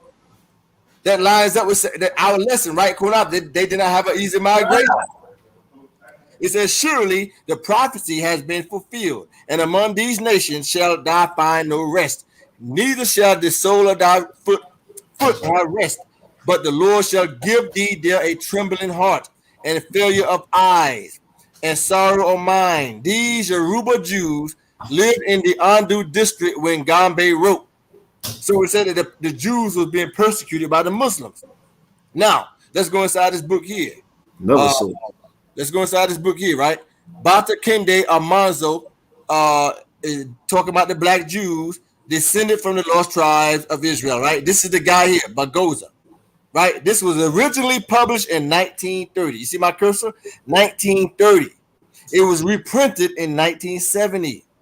But this guy here named Bagoza, he said that his people was for the tribe of Ephraim. This is him right here, a black man. Now watch this here. See, inside the book, Black Jews of Andu Bush. Now let's go to the page. Now let's see what he said. Somebody read here where I got underlined right here. I got you. One of the most notable. I'm sorry. Pick it up right here where I got my cursor. Okay. Hey, it's some good. You got some good highlighting there. I see the Ashanti. In fact, you know what? The hell with it. Go ahead. Read the whole damn thing. Read the whole thing, man. Right. Yeah, read the whole thing. Go ahead. You in despair. Pertaining to their Hebrew political structure and culture, they have 7 hereditary heads of the community. Their leaders. Stop. Now I want to remind you, folks. This is the guy who wrote this. This is him right here. He was a black Jew. He said his family migrated from Assyria and settled in West Africa. And he said he was of the tribe of Ephraim. I'm sorry, my brother. Go ahead. Khan. They have 7 hereditary heads of the community, meaning you got to be of the same bloodline. Exactly. Their leadership is that of a priesthood. They are known to have copies of portions of the Torah, Old Testament, preserved in a most holy place. However, their social life is not Torah controlled like many of the Hebrew cultural traits among the Ashanti Jews. There's more black Jews. Go ahead. Yep. These black Jews observe certain Jewish customs, among which are the great holy days. Like in Leviticus 23.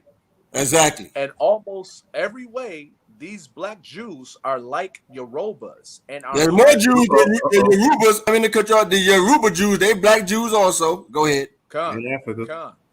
In almost every way, these black Jews are like the Yorubas and are hardly distinguishable from them, except for some outstanding Hebrew observances. Uh-huh.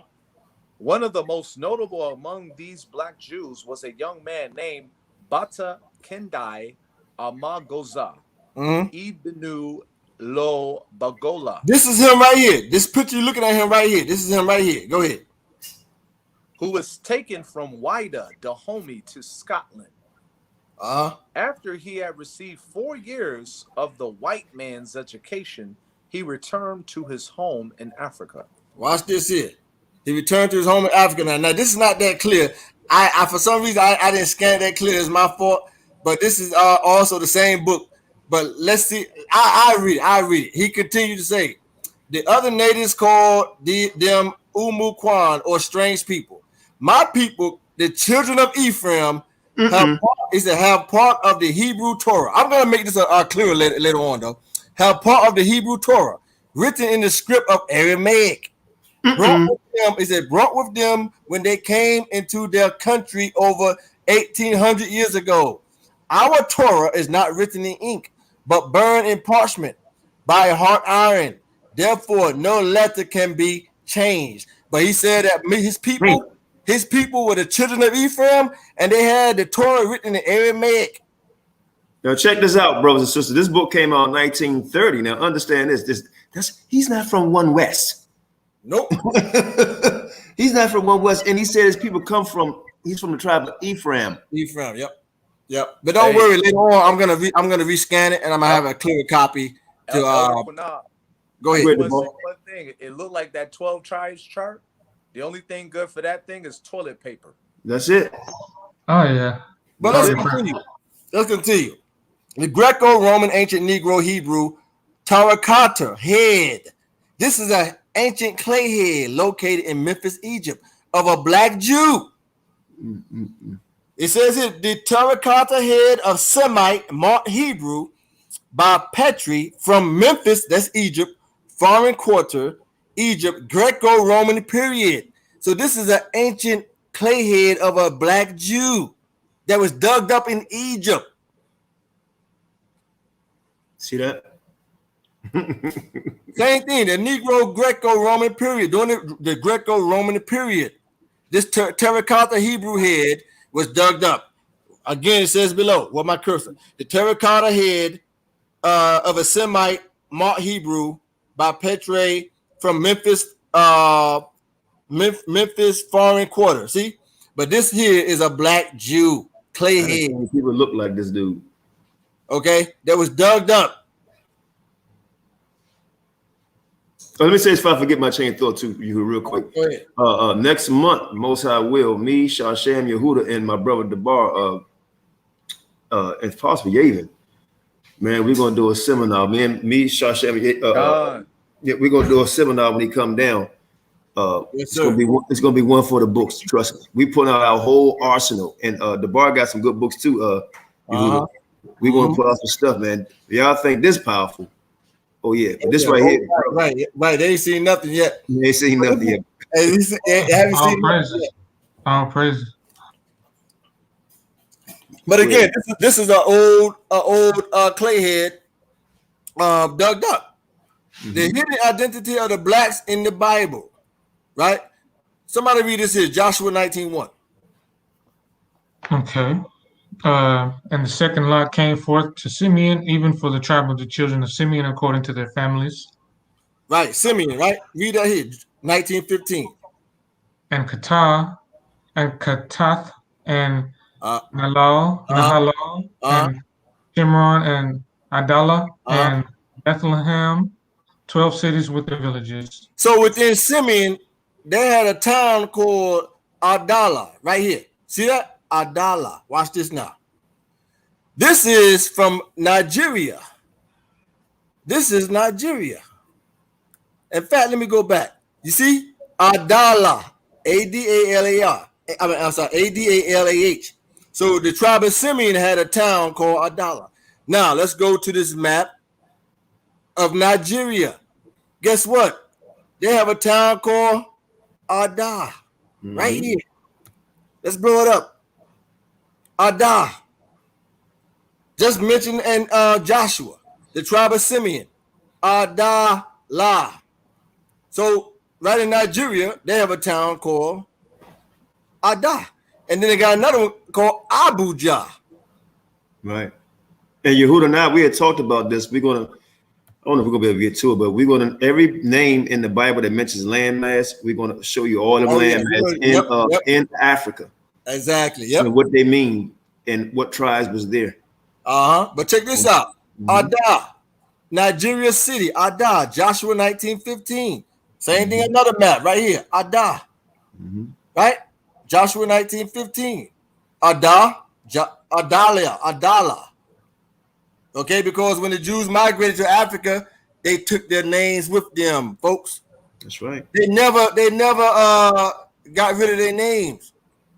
They took their names with them. Let's read 1 Chronicles 2:26. Somebody read this for me. Okay, I'll grab it. Attai was the father of Nathan. Nathan the father of Zabad. Nathan the father of Zabad. 1 Chronicles 2. Watch this here now. Here's a map of Sudan. It's a Sudan map. Watch this. Y'all see anything in here? Abu Zabad. Just like Abu Gad in Africa. Abu Zabad. That in the country of Sudan. That's in 1 Chronicles. Right? Yep. Watch this. Now watch this. Abu Zabad sheep. They had a sheep. Watch this, Qanath. This is one of their sheets that's dealing with the location, a certain location of Sudan. But watch this here. You see this here? Abu Zabad. This is their layout. Right up top, Abu Zabad in 1 Chronicles 3:36 in Sudan. See? Abu Zabad.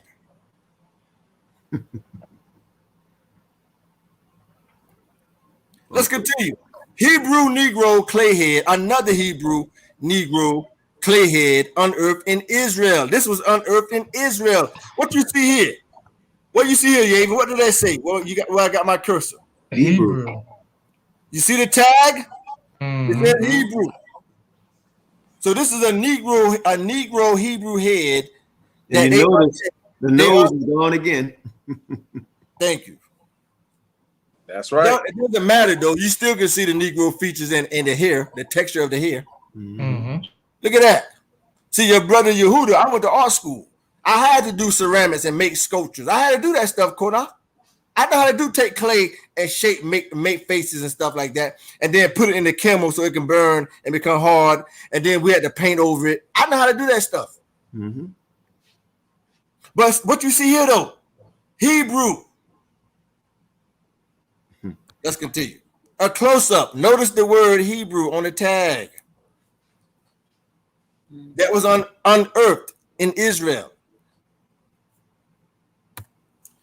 Another source, Qanath. How many sources do we got? Right. And hold time out real quick, and I'm not going to respond to anybody else. Somebody said a white man wrote that shit, fool. But hold on, let me tell you something, shit, fool. What about all the other stuff we just brought out? All our stuff brought out. Just for that, I'm blocking your ass. Go ahead, you. Go ahead, finish up. The white man wrote what? Hebrew?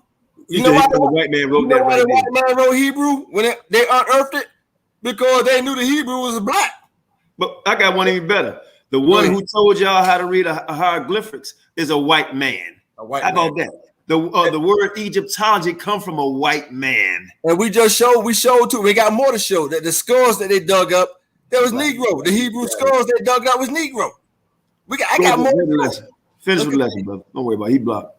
Works of Jonathan Swift. He must have been a Hispanic or a Mexican. Possibly. Dummy. Works of Jonathan Swift. Interesting value. This is printed in what year it says down here? 1843. This is the man right here, Jonathan Swift. Let's go inside and see what he say. Look what it says here, Qanath. Near the top, the remarks on the characters. So they basically giving you characters of certain peoples, right? But now let's on the left side, where you see, let me get my cursor, you can see what I'm talking about. On the left side, it's talking about this guy here named Earl Rottingham, and he's somewhere right here. You see my cursor? Yes, sir. Now I'm gonna blow it up. Earl Rottingham. Let's see what it says about this guy. Somebody read that. Earl of Nottingham. He has the exterior air of business and application enough to make him very capable. In his habit and manners, very formal. A tall, thin, very black man, like a Spaniard or Jew. Like he was compared to a Spaniard or Jew. About 50 years old. This is the old writings of people describing people back in 1843. This guy said this guy was a tall black man like a Spaniard Jew. How can you get mad about evidence, receipts, everything? How you get mad? It's black, Negro, Jew. All words in the Bible proving that Israel exists. How can you get upset about truth? They know they're done for, so now they want to make diss tracks about F.O.P.E. and they all that kind of stuff because they know they can't deal with the scriptures. So first-hand accounts of Jews lived in West Africa. First-hand accounts. Okay? First-hand accounts. In fact, let me see. I'm not going to read all this. Let me see. It says here, I'm not going to read all of it because I want to get through this stuff. Passing to perfectly black complexion. See? Black complexion, always black, right? Although improved in form of stature and notwithstanding that they reside in the north, it's the north of Negro countries, a remarkably fact in the history of Longo. It says in the Empire of Congo is that the country, according to a statement which was fully credited by Don Dorp, himself a writer of most correct judgment and of impeachable veracity, contains many Jews settled in it. Blacks, Negro land, Jews settled in Negro. Many Jews settled in Africa. Let me read this part. Who contain their religious rights and distant, it's talking about the Jews in Africa, their religious rights and distant habits which keep them isolated from other nations. Though does separate from the African population. They are black and resemble the other Negroes in every respect as a physical character. It is probably an allusion to this case that Pennington in 1827 in his textbook says the descendants of a colony of Jews originally from Judea, they settled on the coast of Africa, are black. Wow. Destroyed. And this is written in what? What it says up here? 1848. Was you born back then and wrote that, brothers? Any of y'all wrote that? I wasn't thought about it. I wasn't even thought about being born there. Come on, man. Let's get it. Hebrewism in West Africa, right? You see, many people seen this photo. This is a very popular image, right, of a black Ashanti with the what you call around his neck. What you call it? The Levites used to wear. You know what I'm talking about? Shield, the shield. Right, right. But you see the part where I got a pink over here? The stones. Right, exactly. I got the pink part. Let me blow it up now. Let's read this here.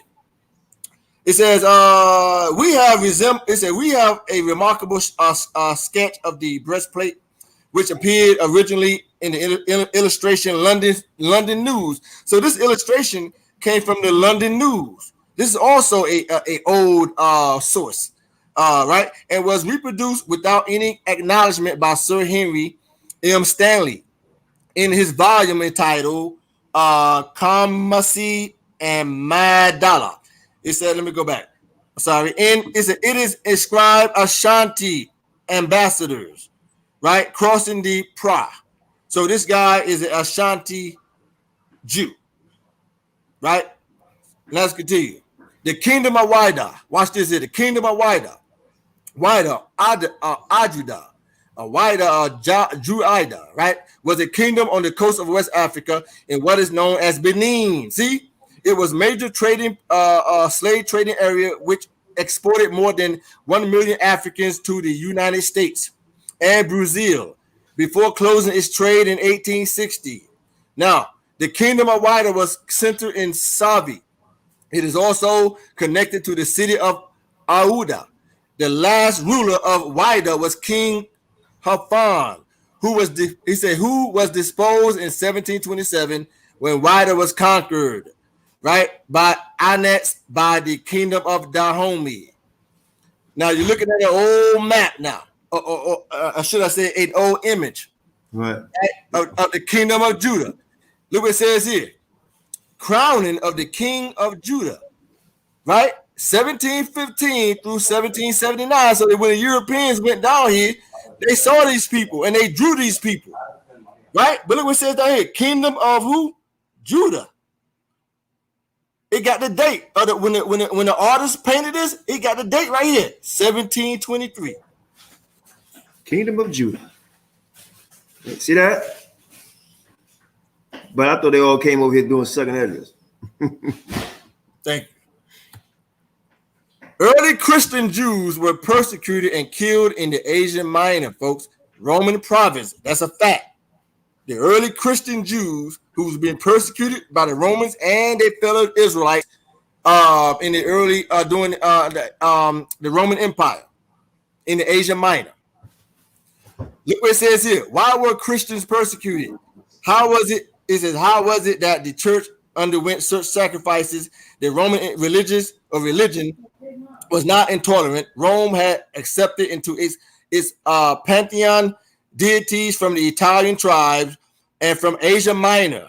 In the provinces, the great territorial gods, such as Saturn in North Africa.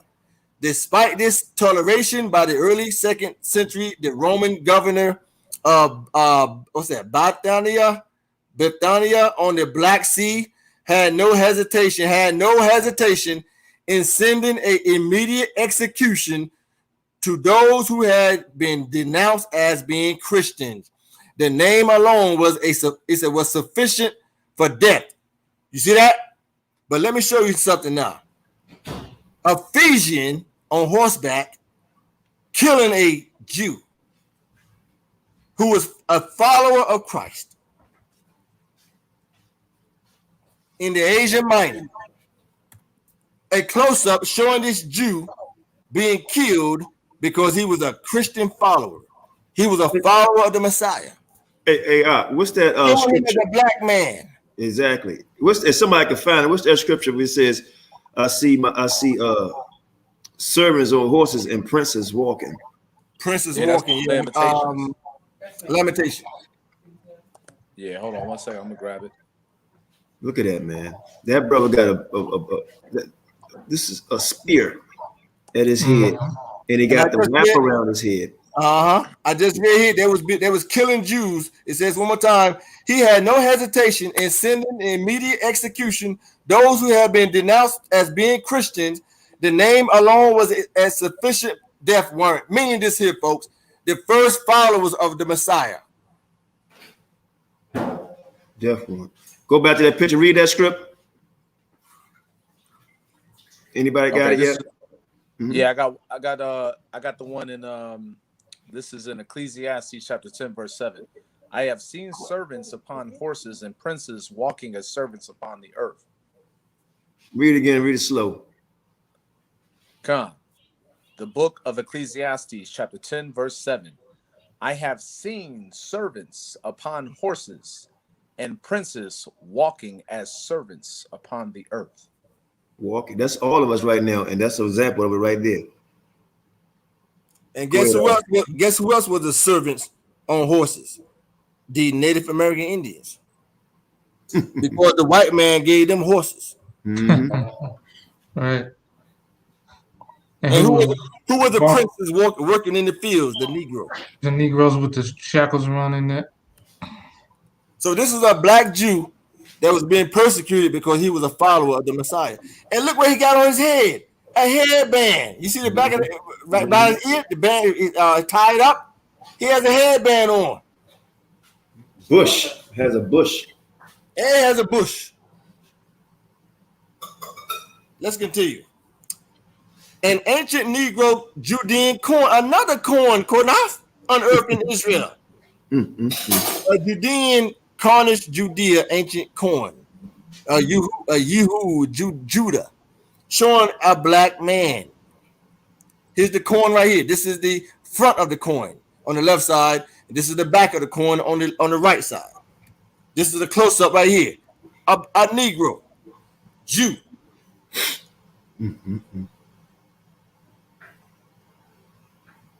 Boy, I know they mad at F.O.P.E tonight. We all should be brothers, man. And they mad now, boy. Tell the truth. Let them be mad. Sennacherib invading Lachish. 2 Chronicles 32:9. After this, Sennacherib, king of Assyria, sent his servants to Jerusalem. But he himself laid siege against Lachish and all his power with him, and to Hezekiah, king of Judah, and unto all Judah that were at Jerusalem, saying, now Lachish, these are the black Jews of Lachish. Oh my goodness, I never saw that picture before. Right? The Lachish Judah British Museum. Now this this image is also from Professor Lee Cummings' book here. He did a wonderful job. I've seen this image before, but this is from his book right here, Professor Lee Cummings, Black Jews of Lachish. Great job, Professor. Great job. That man, he's done a lot of research. I give credit where credit is due. That's right. Black Jews of Lachish. Another image of the Jews of Lachish being frayed. See, Negro. Look at the close up. You see them nappy heads, Qanath? Yeah, that's me. That's you. Can't get no blacker than this, man. Come on. Is that short Mexican from Ancient Watchmen watching? What's that short Mexican name again? Yash or something. Yeah, the short one. Yeah, his name. We shouldn't even speak his name. He just a short. That little ancient white boy. That's what you call him. That's the little short one. Yeah. Another source: the Critical Review or Annuals of Literature. What year was this printed? Did anybody see? This is printed at I don't see. It's old. You can tell it's old. It's old, right? But let's go inside and see. On page 141, right? You see where I got my little hand pointed at? I'm gonna blow it up now. Let me read it. Oh, we know what we read it. We read this already. Let's continue. We did this already. Let's continue. A treatise of physical geography. Another ancient source, Qanath. It says here 1850, right? 1850. Right on page 207. Let's see what it says. Let's blow it up. Page 207. Look what it says here. Now, this separate race, all descended from brown ancestors from Abraham, Isaac, and Jacob, must have been as dark as Mar Yohanan, if not darker. Exhibit every shade of color. From the black Jews of Malabar, which is in India, of whom we have said such interesting account of Dr. Claudius Birch Anand, to the rose and lily complexion of the Jewish on the banks of blah blah blah. But I just want to show people. It says now this separate race all descended from brown ancestors from Abraham, Isaac, Jacob, must have been as dark as Maryanan. You see that? If not darker. Exhibit every shade of color from the black Jews of Malabar. So they just acknowledge that our ancestors were brown people. It says from brown ancestors, Abraham, Isaac, and Jacob. Let's continue. Who were the Colkins? Anybody know who were the Colkins? The Colkins or the Colkins? Anybody know? I guess not. We just done a class on that. Colkins. The Colkins. Let's find out who the Colkins. Let's find out. Herodotus on the Colkins. He wrote about the Colkins. Let's see what he said.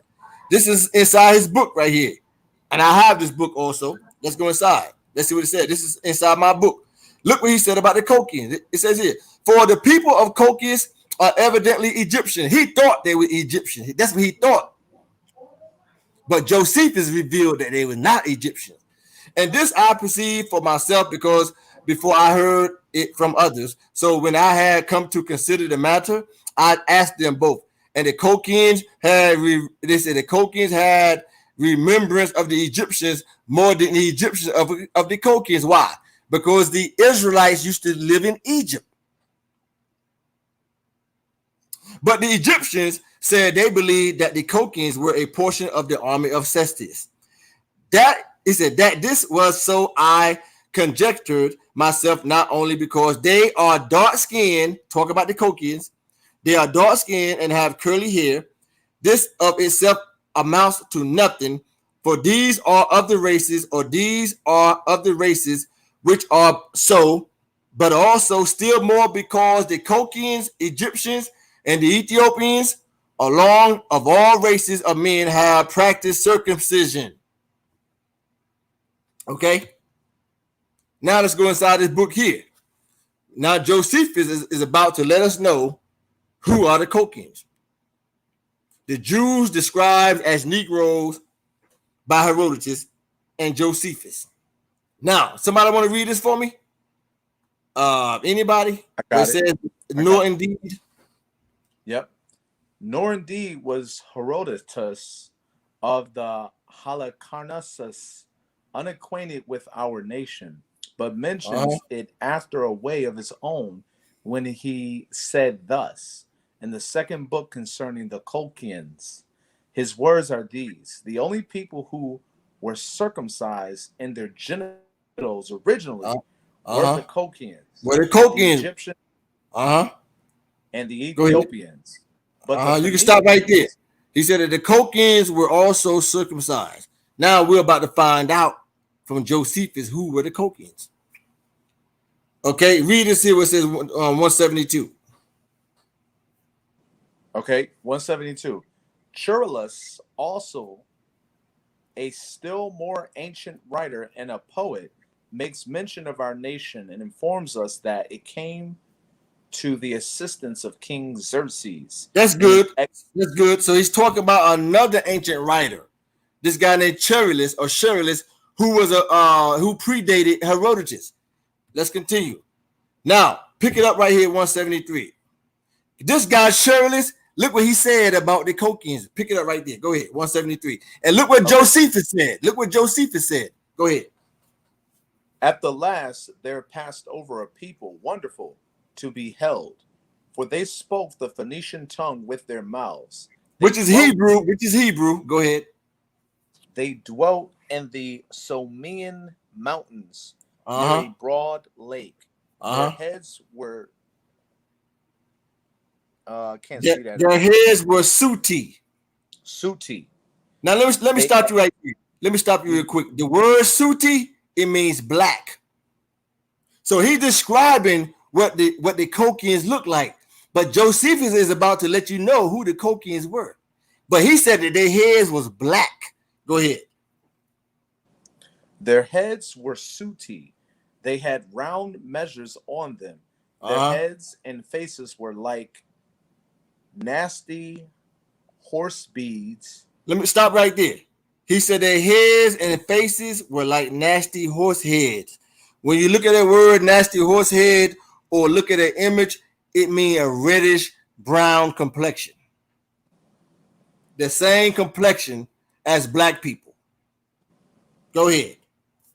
Also, that had been hardened in the smoke. Hardened in the smoke, meaning there was very dark-skinned complexion people. There we go. Now let's see what Josephus said about who these people were. Read on number 174. 174. I think, therefore, that it is evident to everybody that Chirillus means us, because the Somaean mountains are in the country wherein we inhabit. Stop right there. That's good. That's good. Josephus said this guy is talking about our nation. So Josephus is letting you know that the Colchians were black Jews. Now we got that established. Look what Herodotus said here about the Colchians again. The Colchians, who are the Jews, Josephus just told you they were Israelites. The Colchians, the Ethiopians, and the Egyptians, they have thick lips, broad nose, woolly hair, and they are burnt skin, just like this Jew you see here, this Northern Kingdom Jew. Con. Hey, Qanath, when you ready for me to end it, we can do a part 3. It's up to you. It's no problem. Well, I know you got to get some food and relax and get ready for tonight. It's no problem. Yeah, I know the brothers. Hey, look, let me say this, man. I really appreciate you brothers coming on reading too, man. from the bottom of my heart, man. I really do. We need that, you know. Being humble. Let's end it right here because I know I stopped that, and let's finish it up next week. Okay. And Yehudah, man, great class, brother. I'm gonna tell y'all something. Y'all don't know the studying that this brother do, man. This brother now, he must talk like 4 or 5 times a day or more, right, Yehudah? Yep, just about. Yep. Mm-hmm. And we go over a lot of stuff, man. And the scripture say, study, show yourself approved. This brother reads, man. Reads. Hey, can I respond to the brother in the comment board? You're right. Yes, Sharon. You're 100% correct, brother. Swati and Suti and Sudan. You're 100% correct, brother. But I just showed the people that Josephus said that the Kokians were the Israelites. Now let's read it one more time. The Kokians, which are the Israelites, the Ethiopians and the Egyptians, they have thick lips, broad nose, woolly hair, and they are burnt skin. This also proves when it says, God says in the book of Amos, are you not as the children of the Ethiopians unto me? Yep. God. You can have the last words. I'm done, Qanath. Yep, man. Great lesson, man. Great lesson. I mean, we're going to, of course, edit the part out from the beginning. I just wanted to talk about, you know, that for tonight. But, man, great lesson. Great reading, brothers. And the guy said foods, right? Now, hey, Yehudah, you ever been to college? Yeah, I have a BFA and associates. Yehudah, you ever been to college? I have an associates in applied science, and I have a BFA in fine arts. Degree in 3D animation, art, and software engineering. Oh man, you and I, we need to hook up, baby. the bar. You ever been to college? Yeah, for sure. Yes, sir. I have a bachelor's of arts in criminal justice, a master's of science in information security, IT. And that's great, brother. That's great. And also a master's in divinity as well. Yeah, we ain't no dumb people. So I wanted to. So the reason why I brought that up, because a lot of times, man, we be listening to people, and look, having a high school education, all that stuff is great too. You know what I mean? But these guys are study. The bar. Can you tell us places you visit? You traveled? I've been to the ancient Mayan ruins out in Cozumel. I've seen the pyramids. I've had a historian explain to me the difference between mestizos, which is the modern day word Hispanic. Mestizo means mixed race. So if you understand Deuteronomy 23, that's by definition a bastard according to the scriptures. I've also been to West Africa. I've been to basically 20 different countries. I've been also to Israel. I've been in the Jordan where Yahawashi was baptized. I got baptized there as well. So the long story short, I've been around the block a little bit. Hallelujah, man. Let me ask now. We dealt with the education part. Yehudah, you have a child, right? Yes, and sir. You take care of your child, right? That's right. Brothers, y'all have children, take care of your children. That's right. Okay. So we take care of our children. Has any of y'all ever been done time in prison? No, sir. No, sir.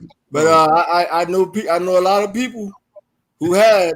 I'm setting up something here. Look, the reason why I'm setting this up, there's nothing wrong with going to prison too. You done so, you pay for your crime and get out and do better. But the reason why I brought all this up is that F.O.P.E on this side of the fence, we have real scholars, traveled, educated, right? And what one falls short in, the other picks up. Okay, iron sharpen iron. We come together as a team for our people edification. Yeah, I taught in the system. I told you, Qanath, 5 years. I taught in Jersey. I told you, I taught for 5 years. I told Qanath I actually had lunch one day with Cornell West. Cornell West and I ate lunch one day together, and we talked about Black history and the Bible and everything. Yep. Right. So, I mean, Jay, you want to say anything else about, education, anything about yourself? Because I want to bring this out because a lot of times we be listening to people, man. I'll say something because, a lot of these heathens like to bash our people and They didn't say to me. They didn't told me to my face many times. In the truth, I'm talking about. Oh, you are broke and jailbirds and stuff like that. When I went to school for one degree, I was studying on my own for something completely different. I mean, how many books did I read? Book after book, just and self-taught. Then came and knew all the material. Passed with flying colors because I taught myself before I even started attending college. And that's just the spirit that our men have. All educated on this panel. Uh, Everybody on this panel are all kings, and you know, and we got this Ruach on us and everything. So that's all I'm gonna say. And for me, I don't have no college degree. A high school as far as I went. However, I know at least 200 books, right? I done read the Bible 3 to 4 times, I'm sure. I talk to guys like this, influences me to do better. So I read, I studied. I like studying politics, heavy into politics. I actually helped on President Clinton campaign, right? So, I mean, I wish I wouldn't have now, but I did, So, and I had an upbringing that wasn't for the best, but it helped me out, So at the end of the day, man, on this side, and I've been married 20 years, raised all my children. We're family men, we're educated men, and we are scholars, and we deal with scholars, right? And we like to have fun too, and we like justice for our people. That's right. We like justice for our people, man, and we can talk smart and we can get down and talk nasty too. You know what I mean? But we love our people, man. That's what we all about. I'm from Brooklyn, East New York. I can get niggleish quick and right. bush. Very, very niggas. And one more thing, let me tell you, my brother DeBar, and if you want to speak on it real quick, we have a project coming up, and what we're going to do, if you want to expound on that a little bit. Yeah. So, one of the things we talked about is really documenting our history for the benefit of our people's edification, and making maybe about 10-minute to 15-minute clips, professionally filmed, professionally researched, scholarly, reference and so forth, so that you can look up this information yourself. The bottom line is, we don't want to give people doctrine of men.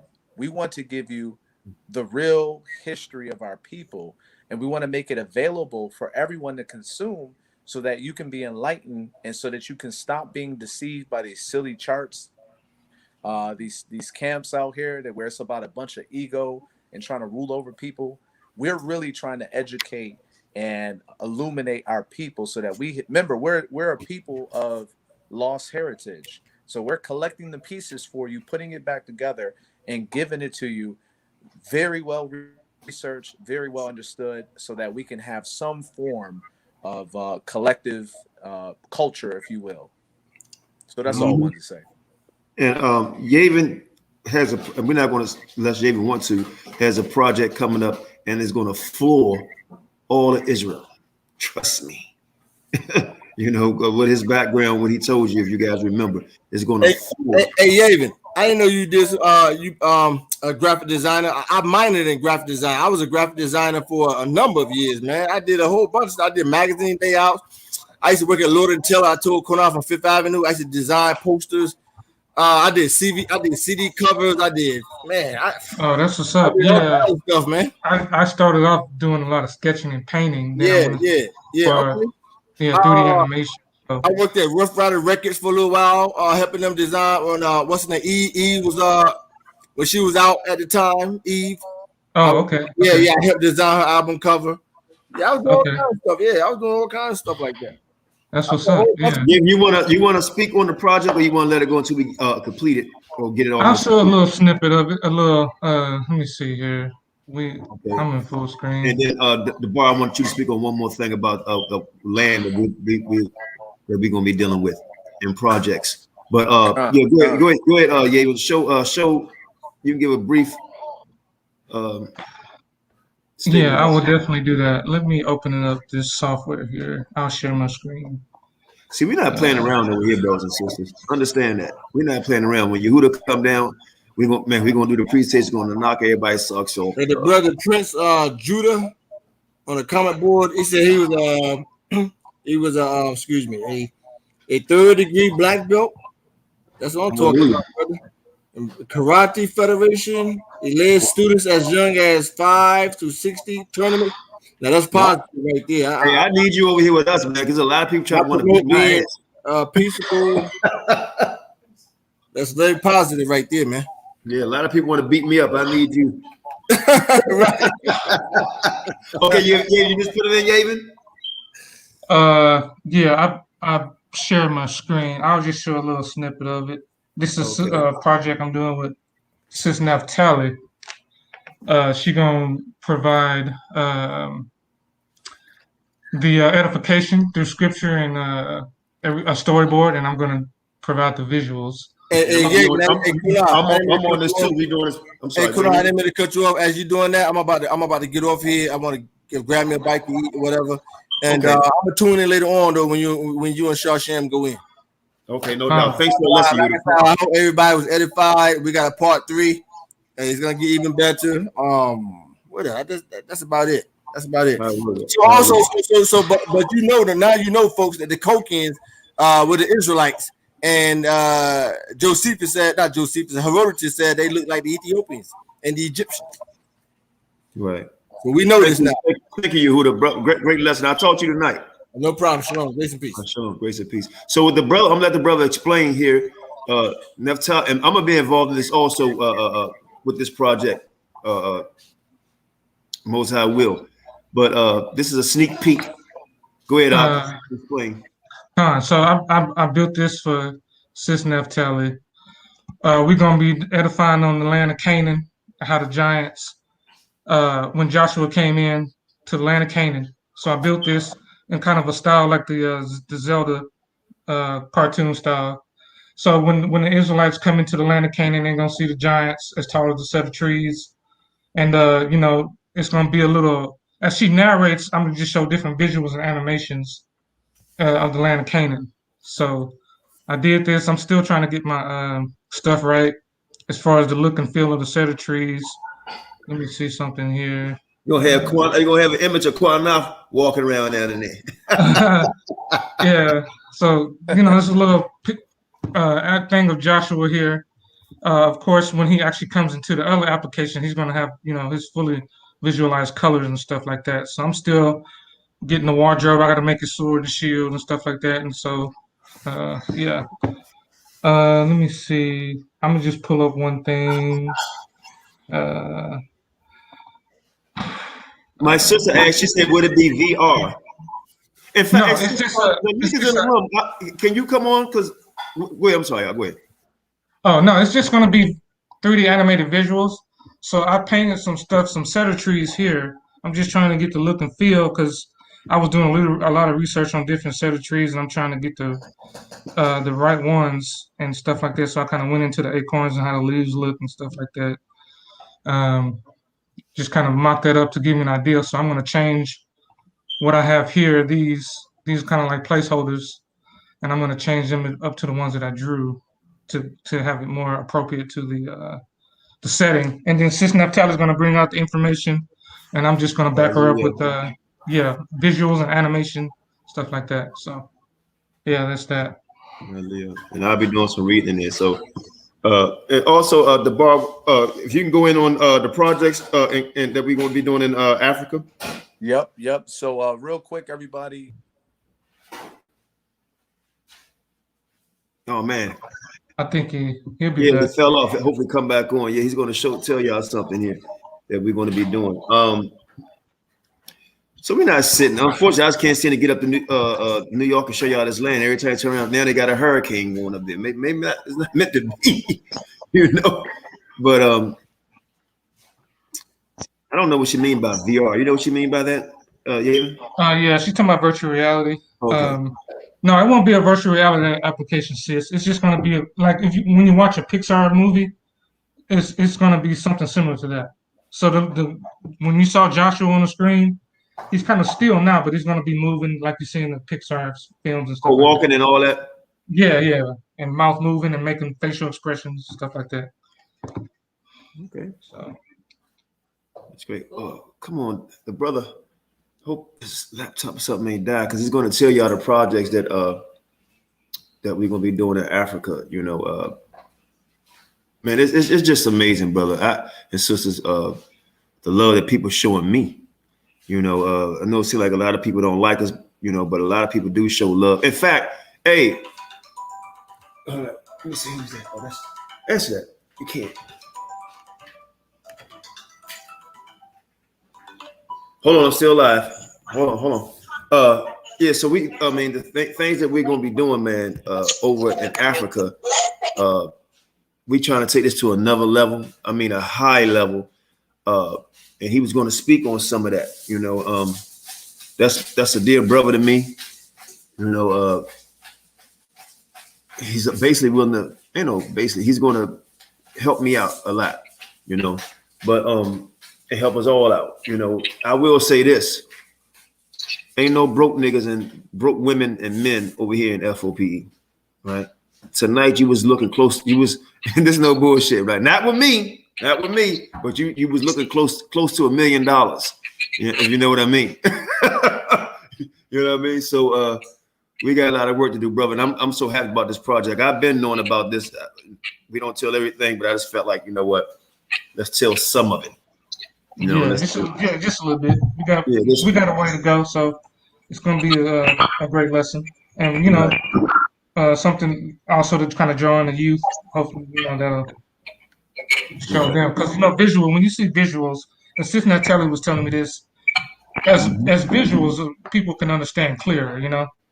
As it's being narrated through scripture and stuff like that. So right. So I hope everybody enjoy. Hey, look, my moderators, y'all done a wonderful job. Starlene, I mean everybody. I can't mention everybody. No, oh, that's Sam calling me now. I can't mention everybody, but y'all know who y'all are, man. I love y'all, man. For our people edification, man. So y'all keep it up.